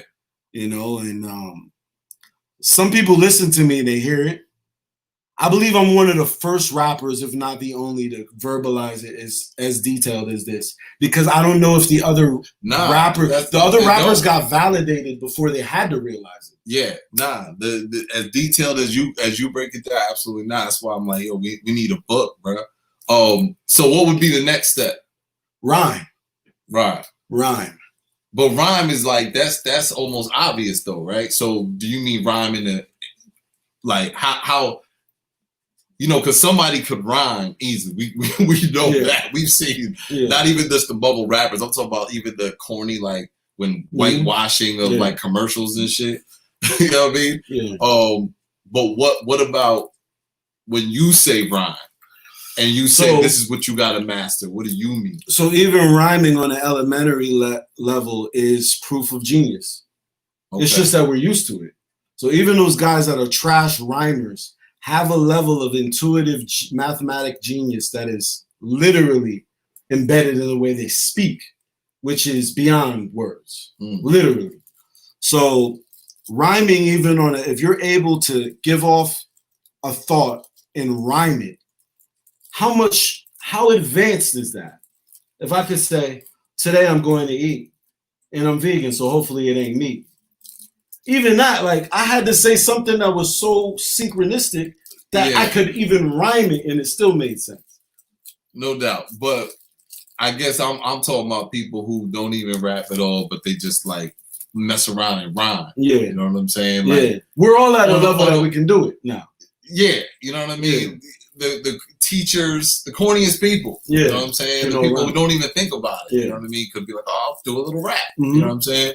But I would imagine when you say master and rhyme, like you talk a lot about bending words and getting real technical with that shit.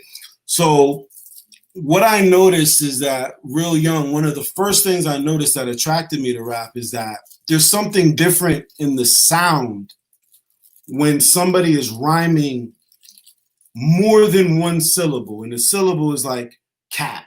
If you say, yesterday I saw a furry cat and he also had a hat to match. Or you could say, yesterday I saw a furry cat and he also had a skirt to match. Because fur rhymes with skirt. So I noticed that it sounds more, there's some level of almost like ASMR. It's more sonically pleasing when you rhyme everything. And also there's a level of difficulty because it isn't just enough to say it, but you have to say it with rhythm. You have to say it with rhythm and you have to rhyme it. But not only am I going to say it with rhythm and I'm going to rhyme it, I'm going to make sure as much as what I say rhymes with everything that I said before that mathematically. And for you to do that, you have to understand the dynamics of rap. you have to understand that what makes a word rhyme is the vowel sound. Mm. And vowels have a finite level of combinations, which creates the magic. Because it's finite, now you can freestyle. Now you can come up because you're rhyming light, height, might, sight, I, quote, hope, dope, soap, oh. Once you realize that you're just doing that, then you're using your consonants, you're using your to basically frame the activity of the vowel. Right. So the consonants become they become the sound effects of the soul. We do that without an explanation. We're just at that level to where if we're in year 2020, literally, and people come out the womb rhyming. But if you have flow and you can master rhyme, the only thing left is make sure you have lyricism to codify that rhyme. So that's the content. That's the content. That's how you get a complete rapper. That's how you get a Jay-Z. That's how you get a Nas. That's how you get a Kendrick Lamar. They mastered the rhythm, the rapping. They've mastered the rhyming, and they've mastered the lyricism. The lyricism is what the rhymes say. What about the voice? Now we're talking, that goes into the aspect of rapping. Okay, because some people got a voice that I wouldn't want to hear a whole album of. Yeah. You know what I'm saying? But I'll hear them on a feature. So with voice becomes an instrument. And just like the amount of different tones you can have a whole lot of instruments. You can have percussion, woodwind instruments, electronic synthesizer instruments. So any tone you make is a tone. Right. So somebody's gonna accept it.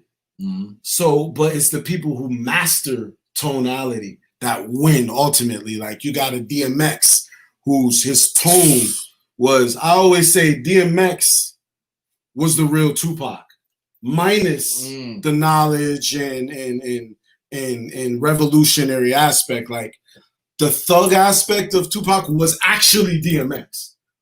It doesn't matter. I've talked to many rappers that knew DMX, and they all say, no, listen, the realest rapper ever was fucking DMX, my nigga. That motherfucker had $30 million in the bank in the project, smoking crack, doing push-ups, having push-ups contest, smoke, and this nigga was still sharp. Still sharp. Still sharp. For a while. He was still robbing niggas, bro. Yeah. Just because that's what he's used to. It's a Vic. Right. But it's tone.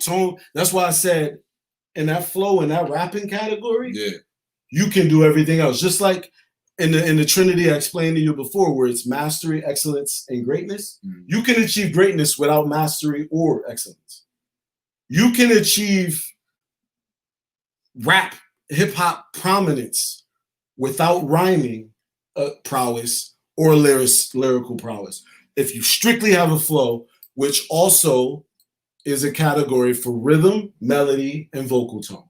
So you would break flow in those, like, so it would be like rapping, a chapter flow. Yeah, rapping would be flow, right, rhythm, and tone. Okay. But rhythm is also synonymous with melody. Yeah. So it's very clear what's going on, and now we're in a time where you can do that and not have to worry about the rest, because kids can now master flow and rapping and at such a young age and be able to record themselves and upload themselves faster than it takes for you to master. Damn, that's true. And back in the days, it was impossible to find a studio. Impossible to find it. You had to be really fucking good, because if you step into somebody's studio expecting them some studio time, there's always a nigga sitting in there who might be nicer than you. There's a nigga in the corner. Yo, Jermaine, come here. Yo, this little man. Yo, Spifford, he might body you. Now all of a sudden, what are you worth? Right. Like, see, you're limited. Mama, that's my sister. You should always shout out to Mama. Unless the content is strong, you can break the rules, but always try to finish with a rhyme in time. That's fine. Yo, so tell me a bar or 2 bars, whatever, that you would say are your most bendy, the way like you would say like, yo, I bent the hell out those words with those bars right there. You know what I'm saying? Something you like, yo. I gotta think about that. There's a few I could think of, like, I know the Womb had a lot. Yeah, Womb is a bar festival. That's a barber That's fest, a barber fest. I don't even remember writing that, man. That's a moment of clarity. Like I say, man, there's like certain songs that I wrote before I even knew what I was writing. Second verse of Cambatta. Yeah, that one was crazy. I said, masterful Dakota. I said, I created the letter S after grappling a cobra. I said, which is... Boom! Like that right there. Yeah. That's it. I mean, you can stop right there. That's one of the greatest rap lines of all time. I said, the money sign is a caduceus. Reveal the snake and the staff that you're moving with. So the caduceus is the snake and the staff, which is the money sign. Reveal the snake and the staff that you're moving with, because that's what money does. And it's a caduceus, and it's a snake and a staff. It reveals, money itself reveals the snake and the staff. That's when you get into the fact that language is too accurate to be man-made. Language makes man to express it. Yeah. Language is God. In every form. In every form, there was some type of communication, even through the elements. You know what I'm saying? There's a communication. So, through our energy, there's a communication. Someone put how you broke down heterosexual. Yeah, I said I'm getting sexual. I'm getting sexual with het heru. That's why I'm het heru sexual. Come on, man. So het heru is a female goddess. This is why I do Haven. This is why I do Haven. This is why I do Haven. If anybody's watching right here from New Haven, y'all already know. This is why I say you are there is nobody. And I got respect for a lot of, but there's nobody that's seeing you. There's in our home city, you know how our home city is, man, but there's nobody seeing you at all. It's up to the point that they won't even acknowledge you. Yeah, shout out to Tony Blanco and Tom Sawyer and FNX. Salute. Yo, Tony Blanco is nice.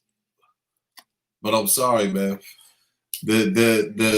You have bars that are like tablets that you could pick up years later and find new gems. Yeah, they have meaning beyond rap. What? Yeah. It's I call it unique original philosophy. It's mastering the pen to where the pen works for you, essentially. Yeah. And like I'm very careful how I say this to not sound arrogant, but I know for a fact you guys, the fans, the people watching me right now, just with LSD alone, there's at least 4 songs on there that you'll be able to hold up against any lyricist of all time and basically shut the discussion down.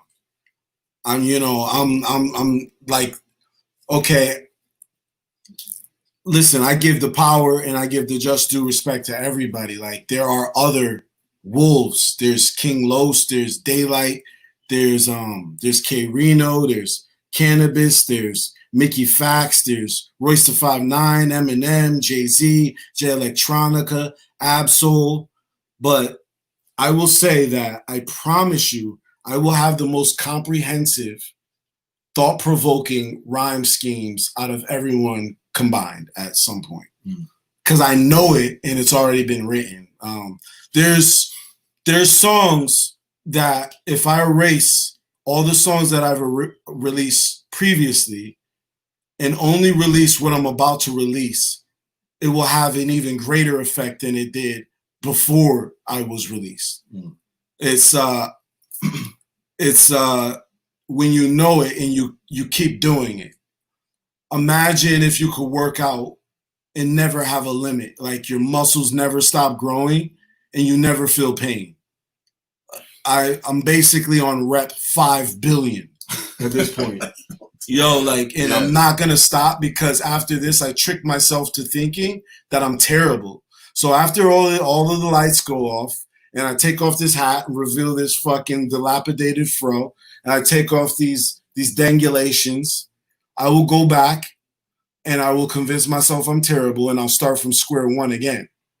Over and over and over on some like MacGyver shit, bro. Like, and any lyricist listening, you should do the same. There will be things that present. Everybody that loves you will continue to love you. Everybody that understands will know what you're doing, and everything else will be there. Don't fear death, because if you die, then you're not going to care anyway. So come, let's go, because guess what? I'm going to go. I'm going to keep going. I know my purpose. That's the thing. Like, rap. Like, most people feel a little cringy about saying that. But I know what it offers. It's the highest level of communication ever invented.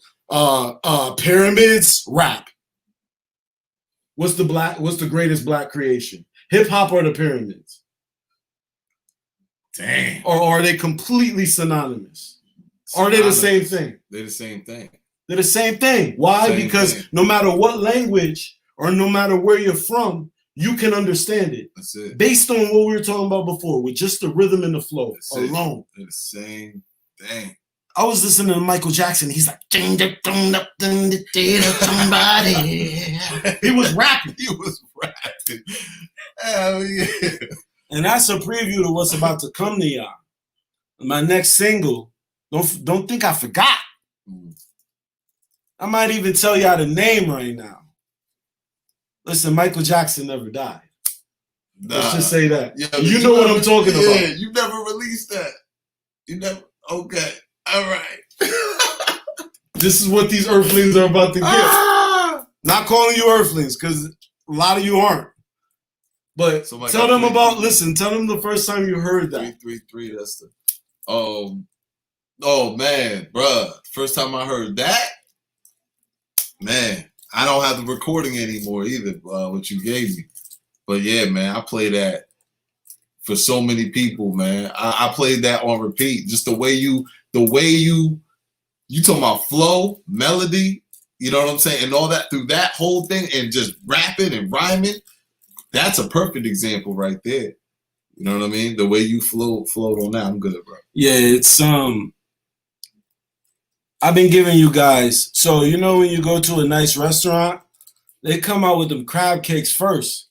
And them crab cakes are so good, you think you done. You like, oh god damn, them fucking crab cake. Then the motherfuckers come out with some fucking artichoke dip. You're like, oh, whoa, that's it. God damn. And then you get some fucking scampi mignon or some shit. These are appetizers, brother. That main course ain't come out yet. You think I'm gonna show you all the fireworks at the beginning? Wait till the end of the fireworks show. You at Longworth. You at the edge of the road with a fucking lawn chair. Mosquitoes biting your ankles. Guess what happened at the end of that fireworks show? You finna hear all the booms and bangs. Pootie tangs. So you said that you say you tell yourself you're terrible every time, right?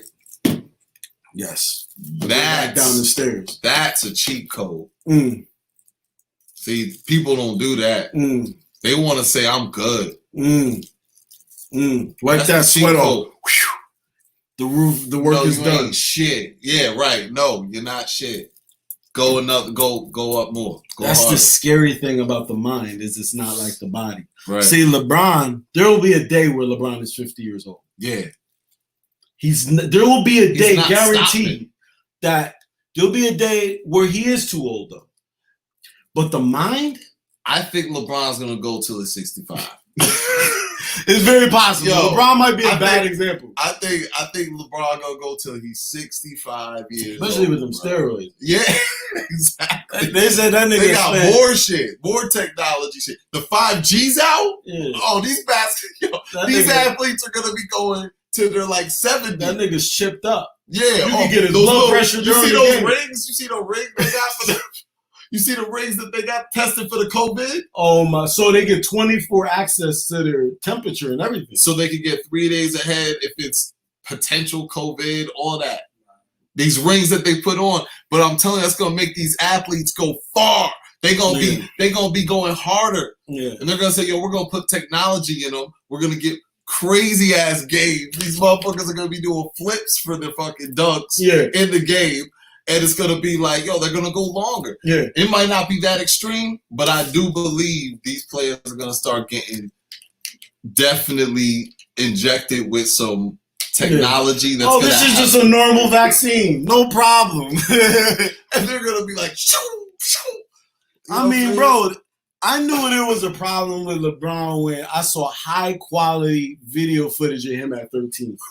I'm like, bro, 4K cameras have been following him.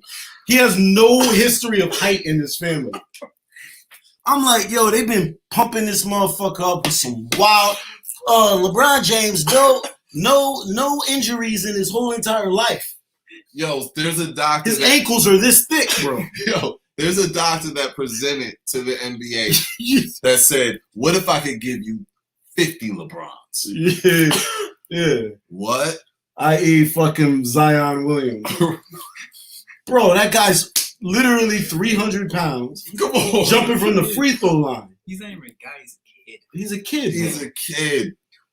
Bro, he's never, I'm telling you. he's not even allowed to play, he's not even allowed to watch rated R movies yet, bro. Right. This motherfucker smiles ear to ear like a fucking motherfucking laughing baby. Fuck. Yo, if you're still on this motherfucker, yo, thank you. This shit has been. So someone asked why you splitting the wax into 2 releases. Spilling the wax into 2 releases because the wax facilities are backed up. One of the biggest wax facilities in the world burnt. It's in Europe. It takes like 9 months to do like a bulk order of vinyl. So that's why 1/2 of LSD vinyl is coming out in September, and then the lunar aspect of it is coming out in December. And these are going to be a limited stock, so they're only coming out once in a lifetime. If you have them, they'll be the only ones in the world. I think we might drop 1,000. But yeah, it's because vinyls, the production of vinyls takes a long time. You could click on these and put these comments up, right? Yeah, Oh, you got the cat. Okay. Yeah, but nah, that brother said, Cambatta changed my life. And I was 45 when I first came. Into Wow, contact yo, with him. Nuth, Shavek, Nuth. I like that. Yeah, bro. Nuth, that's like 9th, but noontime. That's No, like 12th. Yeah, right. He's the 12th. 12th. Noof. Woo! I like that, bro.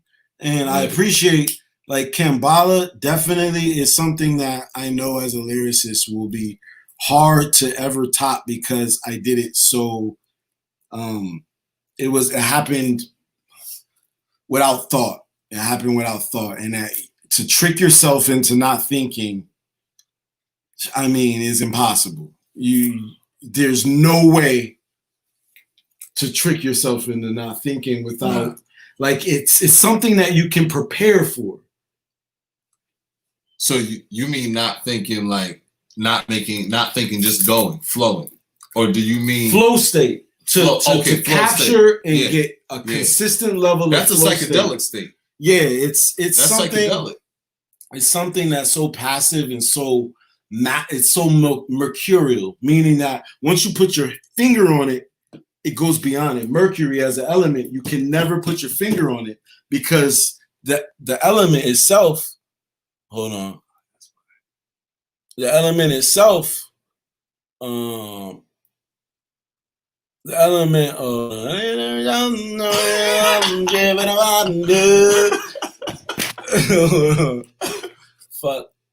Fuck flag. How many fuck flags do you have? Hold on. So I don't know what to do, brother. What was the damn what the fuck were we just talking about? We were talking about something I wanted to make. It was something so important, bro. They probably somebody tell us what we were just talking about. Somebody said, capturing flow state in a consistent way. Yes. You know when we always do flow state more often when we drive that same route over and over. Yeah. And we could black out. We could like think about something complete on the highway. We think about we get wherever we're going to that same route, and you're like, damn, I wasn't even thinking driving. Yeah. That's flow state. That's the most monotonous state. And that's how you got to really get into the flow state. You got to do it so many times. Kobe Bryant. That's what he would do. Yeah. You know, so much. Rehearsing. Always. Jordan, all of them, man. What is to rehearse? Means that you've already been in the hearse. To rehearse means that you keep dying and coming back. Come on, brother. Coming back. I had to rehearse. Come on, brother. No doubt. Yes, but you're absolutely right. Yeah. It's like you can practice for the state that brings you to flow state. Yes. Which is you do something so much that your body can do it without you thinking. You do it when you say, I'm terrible. You die, come back, die, come back, die, come back. Keep learning how to walk till you the best walker there's ever been. To the point that a baby don't gotta learn. You ain't gotta walk no more. You come out the womb flying. Real. Boo! See, I'm cussing when I forget to think. That's that. I love cussing. Cussing is a punching bag, bro. Fuck it. Fuck it.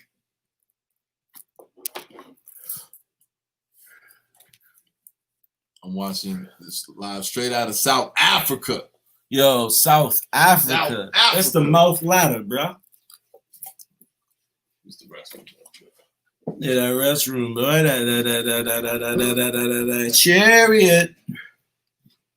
Call me Chariot Tubman, boy. Why? Because the chariot is right next to that tub, man. That's why they call it that bathroom. I'm the bad, sad goon that doesn't have spoons. I eat cereal with forks because I eat it that smooth. I eat it that quick. Is it Nesquik or Bisquick? Doesn't matter. It's still too legit to quit. If I was a pimp, I wouldn't even have to walk with a limp. If I was Michael Jackson on my back, you'd find a chimp. Got so many S's in my name, it sounds like I got a lisp. Why is lisp spelled like with lips, with the P and the S if they're switched? What is this? What is Chris with a miss? What is Christ with a mass? Who am I with a mass? I'm alive through the flash. I'm as high as giraffes. I'm divine through the math. How could I not collapse? Because that's the only way I could get back up on my 2. Back up on my 4. I have more invisible limbs to endure than yours. And I always do my chores, which includes washing up the floors and doing the dishes, of course. How many are there? I think there are 4 horse that come back and tell us about revenge, reincarnation, and remorse. I'm as curious as George. That's why I get the feather in Forrest Gump's book. I get the shrimp before Forrest Gump can look. I also invested in Mac. What is this? Text on my hat. Because I'm from New Haven. And that is, if you're guessing, is fact. From the east to the west and go back. How can this regimen lapse?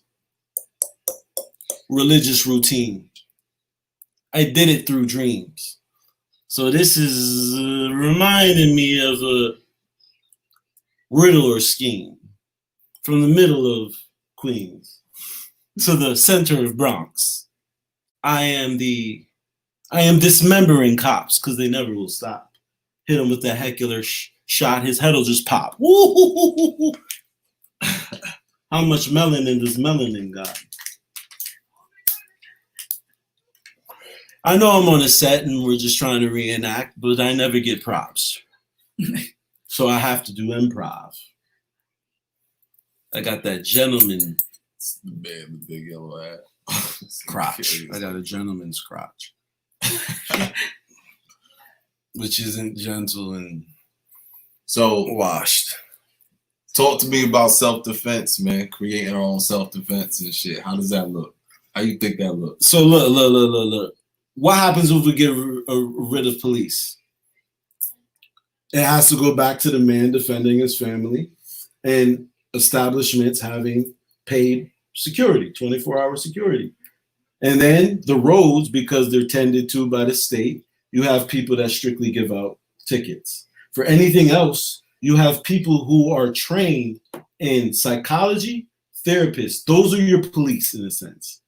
They're non-violent people. They are trained in strictly human interaction, psychology, and therapists. They're no different than your school nurse or your school therapist.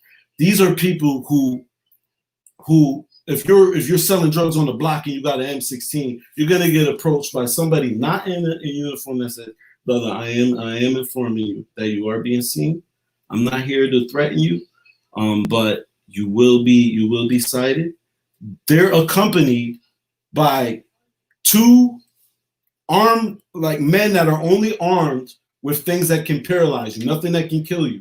Mm-hmm. And they never intervene unless violence is done to the therapist.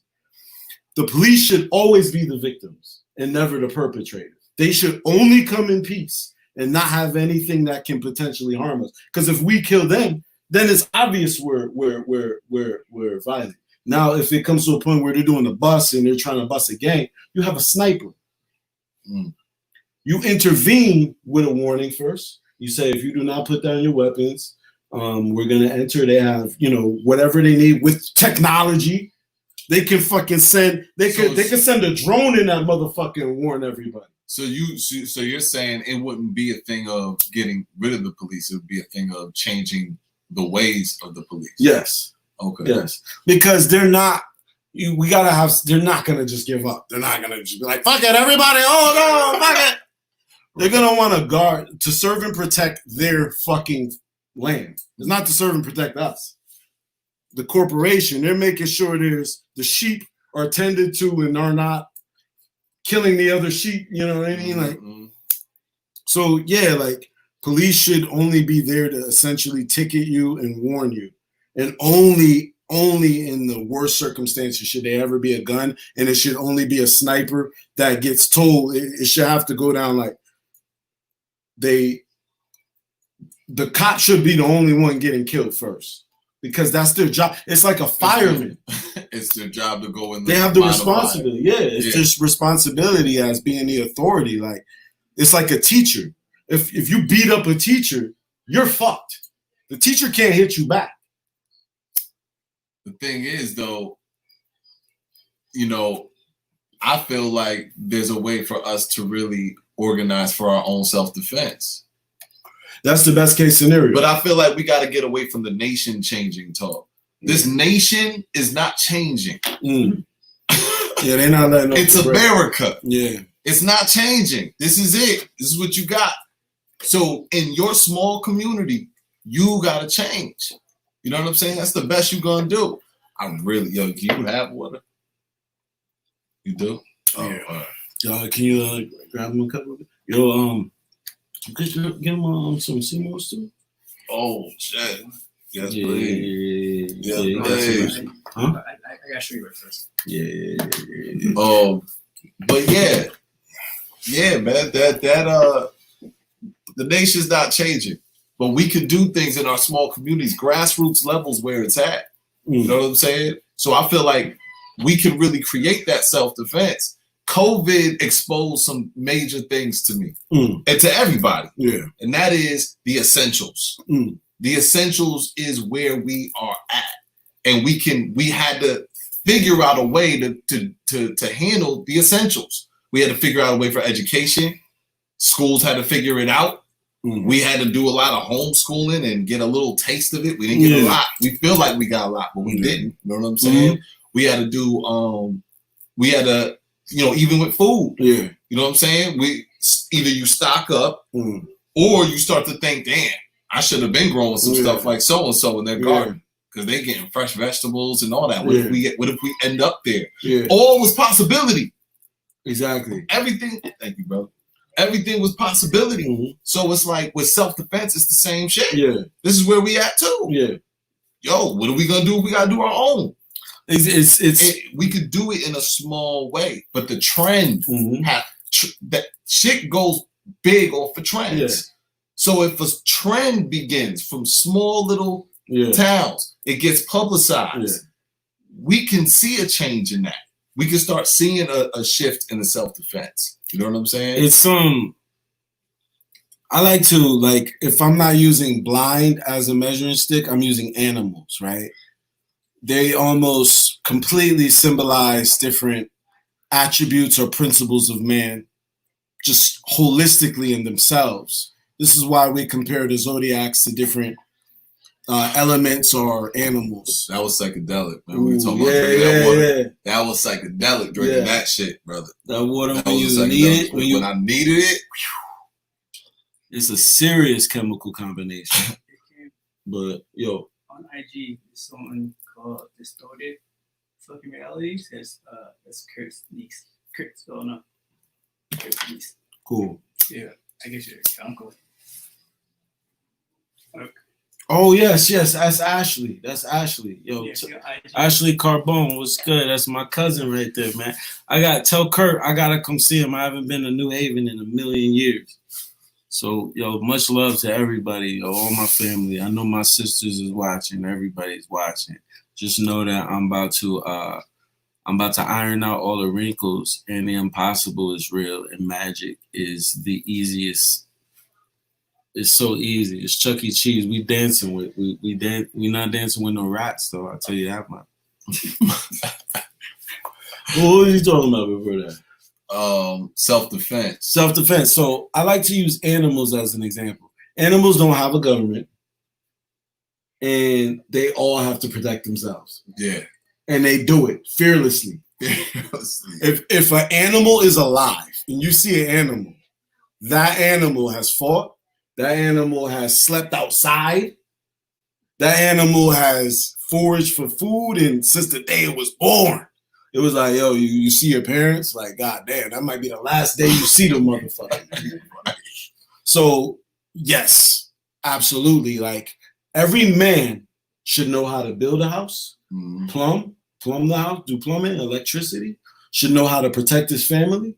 And God gives us more than enough years. Problem is, we spend all our time in school doing bullshit. From the day we enter school, it should be all those things. We should know how to build a house, know how to cook, everybody should be a doctor. Why not? The human body is the same human body. If you go in other places, there are people considered doctors that didn't get the same education in the West. Yeah. This West is a white education. The moment you sit in there, you're saying, program me. You know what I'm saying? Let me soak up all your shit and abide by the way you thinking. You know what I'm saying? So, yeah, man. And not just the education, the whole system. To me, I mean, everybody sees it. Yeah. We really don't need it. It's more helpful, but if we really wanted to, if we really had to, we would be able to do it. Yeah. We'd be able to come together. Absolutely. You know what I'm saying? And really go into survival mode. And this is what we're going through right now is proof. And it's soft core proof, because really, like, what we've experienced, like, and if you grew up watching Zeitgeist or any conspiracy movies, you know about Project Bluebeam and Project Blue Book, and how I believe it was it Reagan who said it was I think George Bush Sr. that said, what will unite the world is an alien invasion, essentially. George Bush Sr. said that? Yeah. He was alluding to the NWO, and what's going to unite the world would be an otherworldly invasion. Because fear. So what we've been experiencing with COVID a pandemic and these riots is softcore. Because when I imagine a pandemic or even an epidemic, I'm imagining motherfuckers walking, everybody that breathes is falling down. Oh, we're going. Like, quarantine is like, you see the dudes in the suits from E.T. that were in the tube. They're like, like, okay. That shit was all pandemic. Yeah, and then the cops aren't, bro, if these cops really wanted to fuck us up, bro, like, we think that we doing something. These niggas got sound guns. 10 of them cops will clear out 1,000 of us. And then they got somebody behind them handing them another clip. Like, this is clearly just a test. Mm-hmm. They said Disney World was a small model test of human behavior. This is like us saying, they're saying, yo, we might not even have to go as extreme as we need to. Humans are so gullible and vulnerable that we can say anything. Mm-hmm. We don't even have to stage an alien invasion. They really don't. Anything they say, we believe, basically. I'm predicting right now. So we're in 2020, right? I'm predicting in 2060, the truth about what really happened will be out. Yeah, it'll be. But by that time, what this is will reflect and say that was the beginning of this whole fucking world that we have right now. All these cars you see floating, and all of that, and this new fucking, all these uploaded consciousness of certain people, and some stay in, some are online, some offline, and some don't have good software. The poor people got bad software. The poor people got bad software. The rich people got, you either human or transhuman. Like, that's world is, that's the world that this begins. And at that point, you're at the will of the coders. If they're not uploading your history, we're already at the algorithms is the new species, man. We already at they got us. You know what I'm saying? Yeah. 5G is like the shit. Yeah, we're just where they tell us to go, we go. GPS tells us 2030 is the end. I wanna, why you say 2030 is the end? Yo, diabolic. Afro-astrology. Yo, we gotta talk, brother. Yo, let's create. What was he saying? He said 2030 is the end. 2030s. They're slow roasting us, man. We're on the rotisserie right now. It's always been the end. We always say it's always the end. It's the end for everybody that dies. Yeah. We're already in the borders. It's the end of human race. Keep them out, bro. Hey. It's the end of human race. Thought the Atlantean. Getting closer. Oh man. They're gonna be like, who the fuck is this dude? Nobody want to see this dude. Get this dude out of here. Alright, I guess I'll talk to the people. You know what I mean? I see it when I astral travel. Heard you. Okay. The astral projection. Fifth dimension, new world soon. Yeah, man. So what do y'all think about the end of the human race? You know what I mean? No end of the world, just the end of the human race. Or at least probably like there would probably be, I would say 70, put it this way, everybody who has an iPhone will be the person who has the 5G or whatever. No, because they're already working on 6G right now. So by 2060, they'll have whatever the fuck.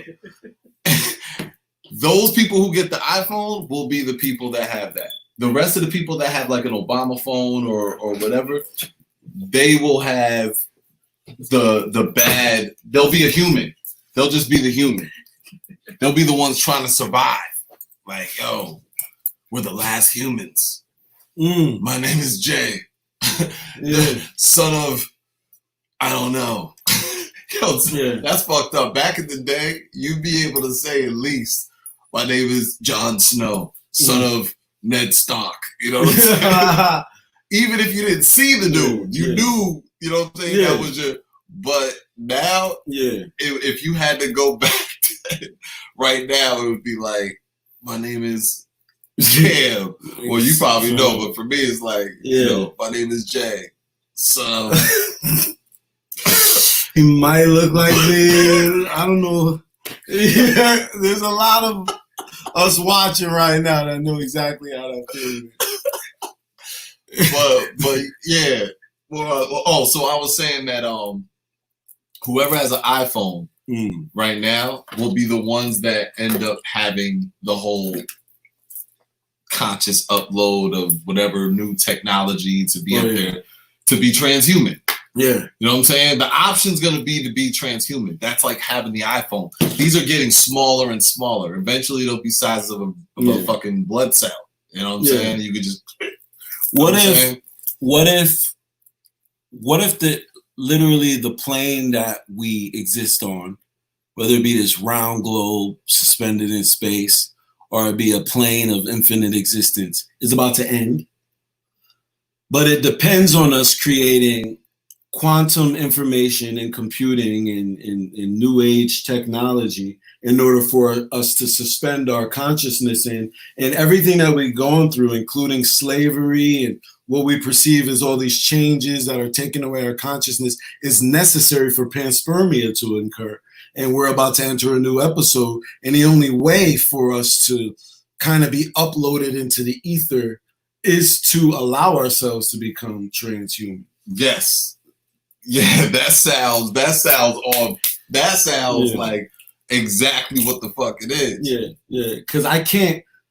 There's sometimes where you're just like, damn, they're doing it. But then you're giving too much credit to an opposing force. This could be Earth. Right.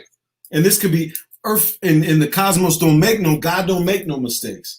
We feel the brunt of the ride because we're going through it. But essentially in the big picture, you see humans going from these carbon-based to these silicone technologically based.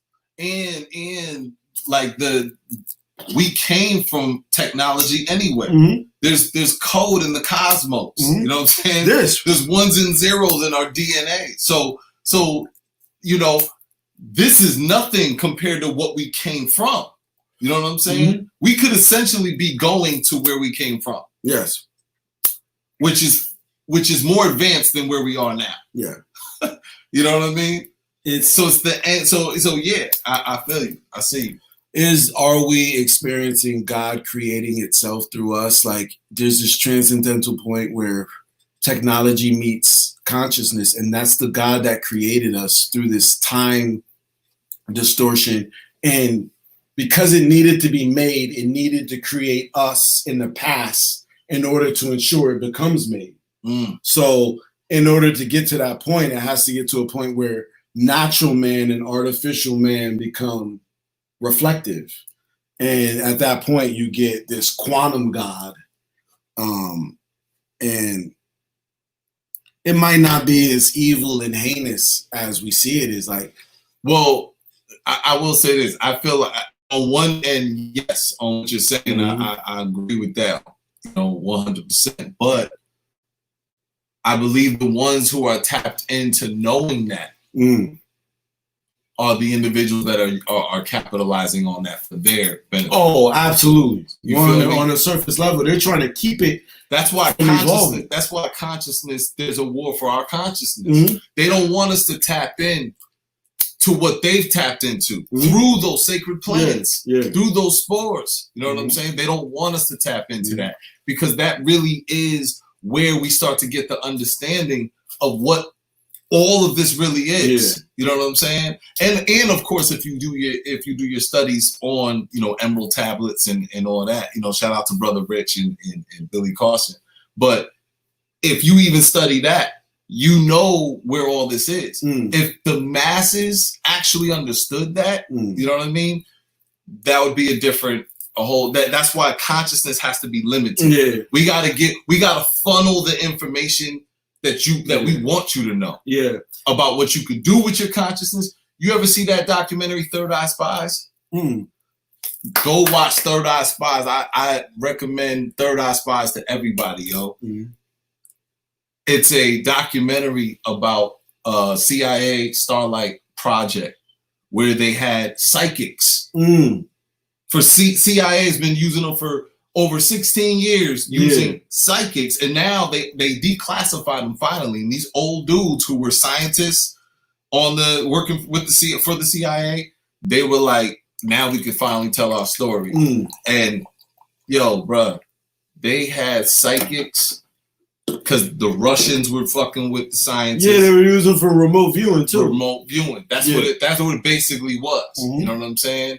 But it wasn't just. But the thing was, it wasn't special people. Yeah. They tapped into a way that you could use your brain, your consciousness to do it. Like Edward Casey shit. Yeah, and the dudes travel right now to go speak to audiences and have them do it. The dude did it. He did a test and live in the audience. They show in the documentary. He said, he told everybody to just close the paper, brought them through a guided type of meditation or whatever with their mind or whatever the thoughts, and then said, I want you to draw what you see. You know what I'm saying? Draw where this location is. Like I got a location here. And they started drawing, and he was like, how many people had water? Mad people came up with water on the picture. He was like, how many people had, there was like a walkway. You know what I'm saying? Mad people had the walkway on their picture. He showed the picture. Yo, people, almost half the audience, I'm good.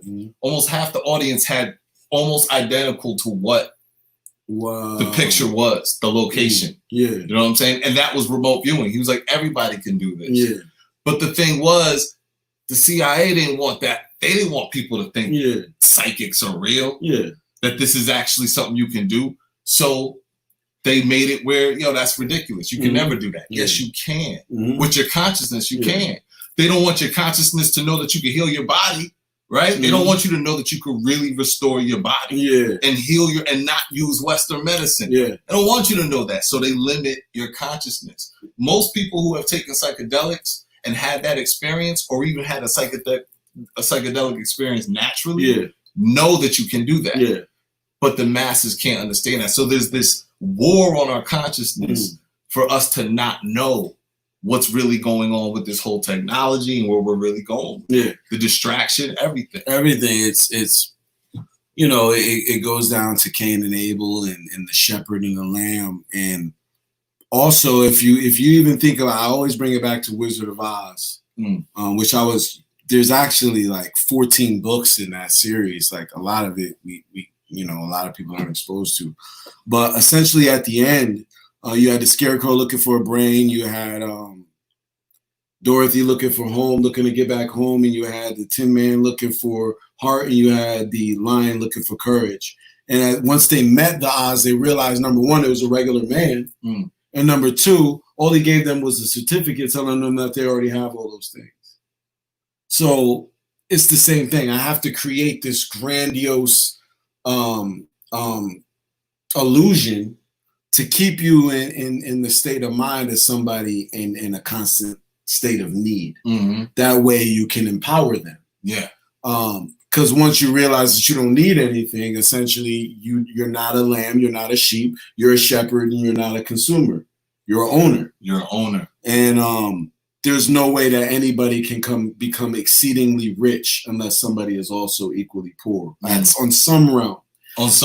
So that they're trying to basically keep it in the same frequency oscillation. It's like the next station, as soon as they turn off their hold, we will evolve. Almost the instant, it would be like, oh, okay, we realize we're geniuses. And we'll all start buzzing like in fucking cone heads. And we'll all fucking burst out of our cocoons. Like, can we really date back when we started to really start, like when these became our second hand? Can we really date back when that was? 5 minutes. I'm good, bro. Can we really date back to when that was? You know what I'm saying? When this became just the normal thing. At one point, this was not normal. This was like, man, I ain't getting no phone. Shit. Like, I don't know what they're putting in that. I don't even know how to use a touch screen. You know what I'm saying? Now I'm like, You know what I you mean? lose that, it'll fuck up your whole day. Bro, it's like losing a limb sometimes. That's crazy. You could be literally visiting with God, and if you felt like you left your phone on the chariot, you'd be like, the whole time you'd be like, God be like, yes, son, this is that. You'd be like, son, are you listening to me? Yeah, God, I got you. I got you. I need to go back. For 1 second, I'm coming right back. I forgot my phone. I do remember, man. Where are you going to call? I think we all base everything else for high school. Like essentially when it comes down to like groundbreaking pivotal points in our lives, it's very easy to compare if you use high school because it was for some people it was the last structured point of their life. Right. You know, unless you were a deacon in a church or something. But who you were in high school still is in some realm who the fuck you are now. Yeah. Especially when you're with your friends. Even if you were like one that was like, no, I was always getting picked on and bullied and all that. But within you might have gotten bullied, but within you, you are the greatness that you are right now. You know what I'm saying? Yeah. You always were back then. Yeah, it's the only thread. So it's like you're born who you are, and the rest of it matures around you. Right. And because that state of consciousness is the seamless thread that seems to never and ever changing in a sense. And you just kind of grow beliefs and language and interaction beyond that. But sometimes I look in the mirror and I'm like, oh shit, I'm a fucking grown ass man. I still feel like I did when I was fucking 6. You know? Right. Like, what the fuck is this? You know, but like it is that concept.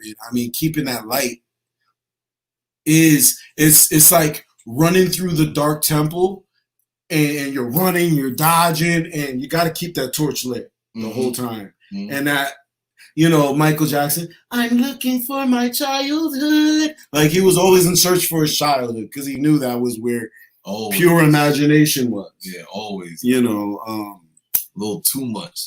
Nah. Yeah. He was poking and prodding. I don't know, man. I don't know. Who knows what his human suit was doing, man? You're talking about the brightest light in the universe at that time. You're going to get a couple moths and a couple mosquitoes. Right. At that point, he was just a vessel. At that point, he was just like, you get Michael Jackson in spurts through that body. But for the most part, it was ever entity that was allowing that fucking insanity to happen. Yeah. He was looking in the mirror, seeing different people, bleaching, poke, slicing. If he's willing to slice his own face, you think he isn't willing to have a boner on a child's thigh?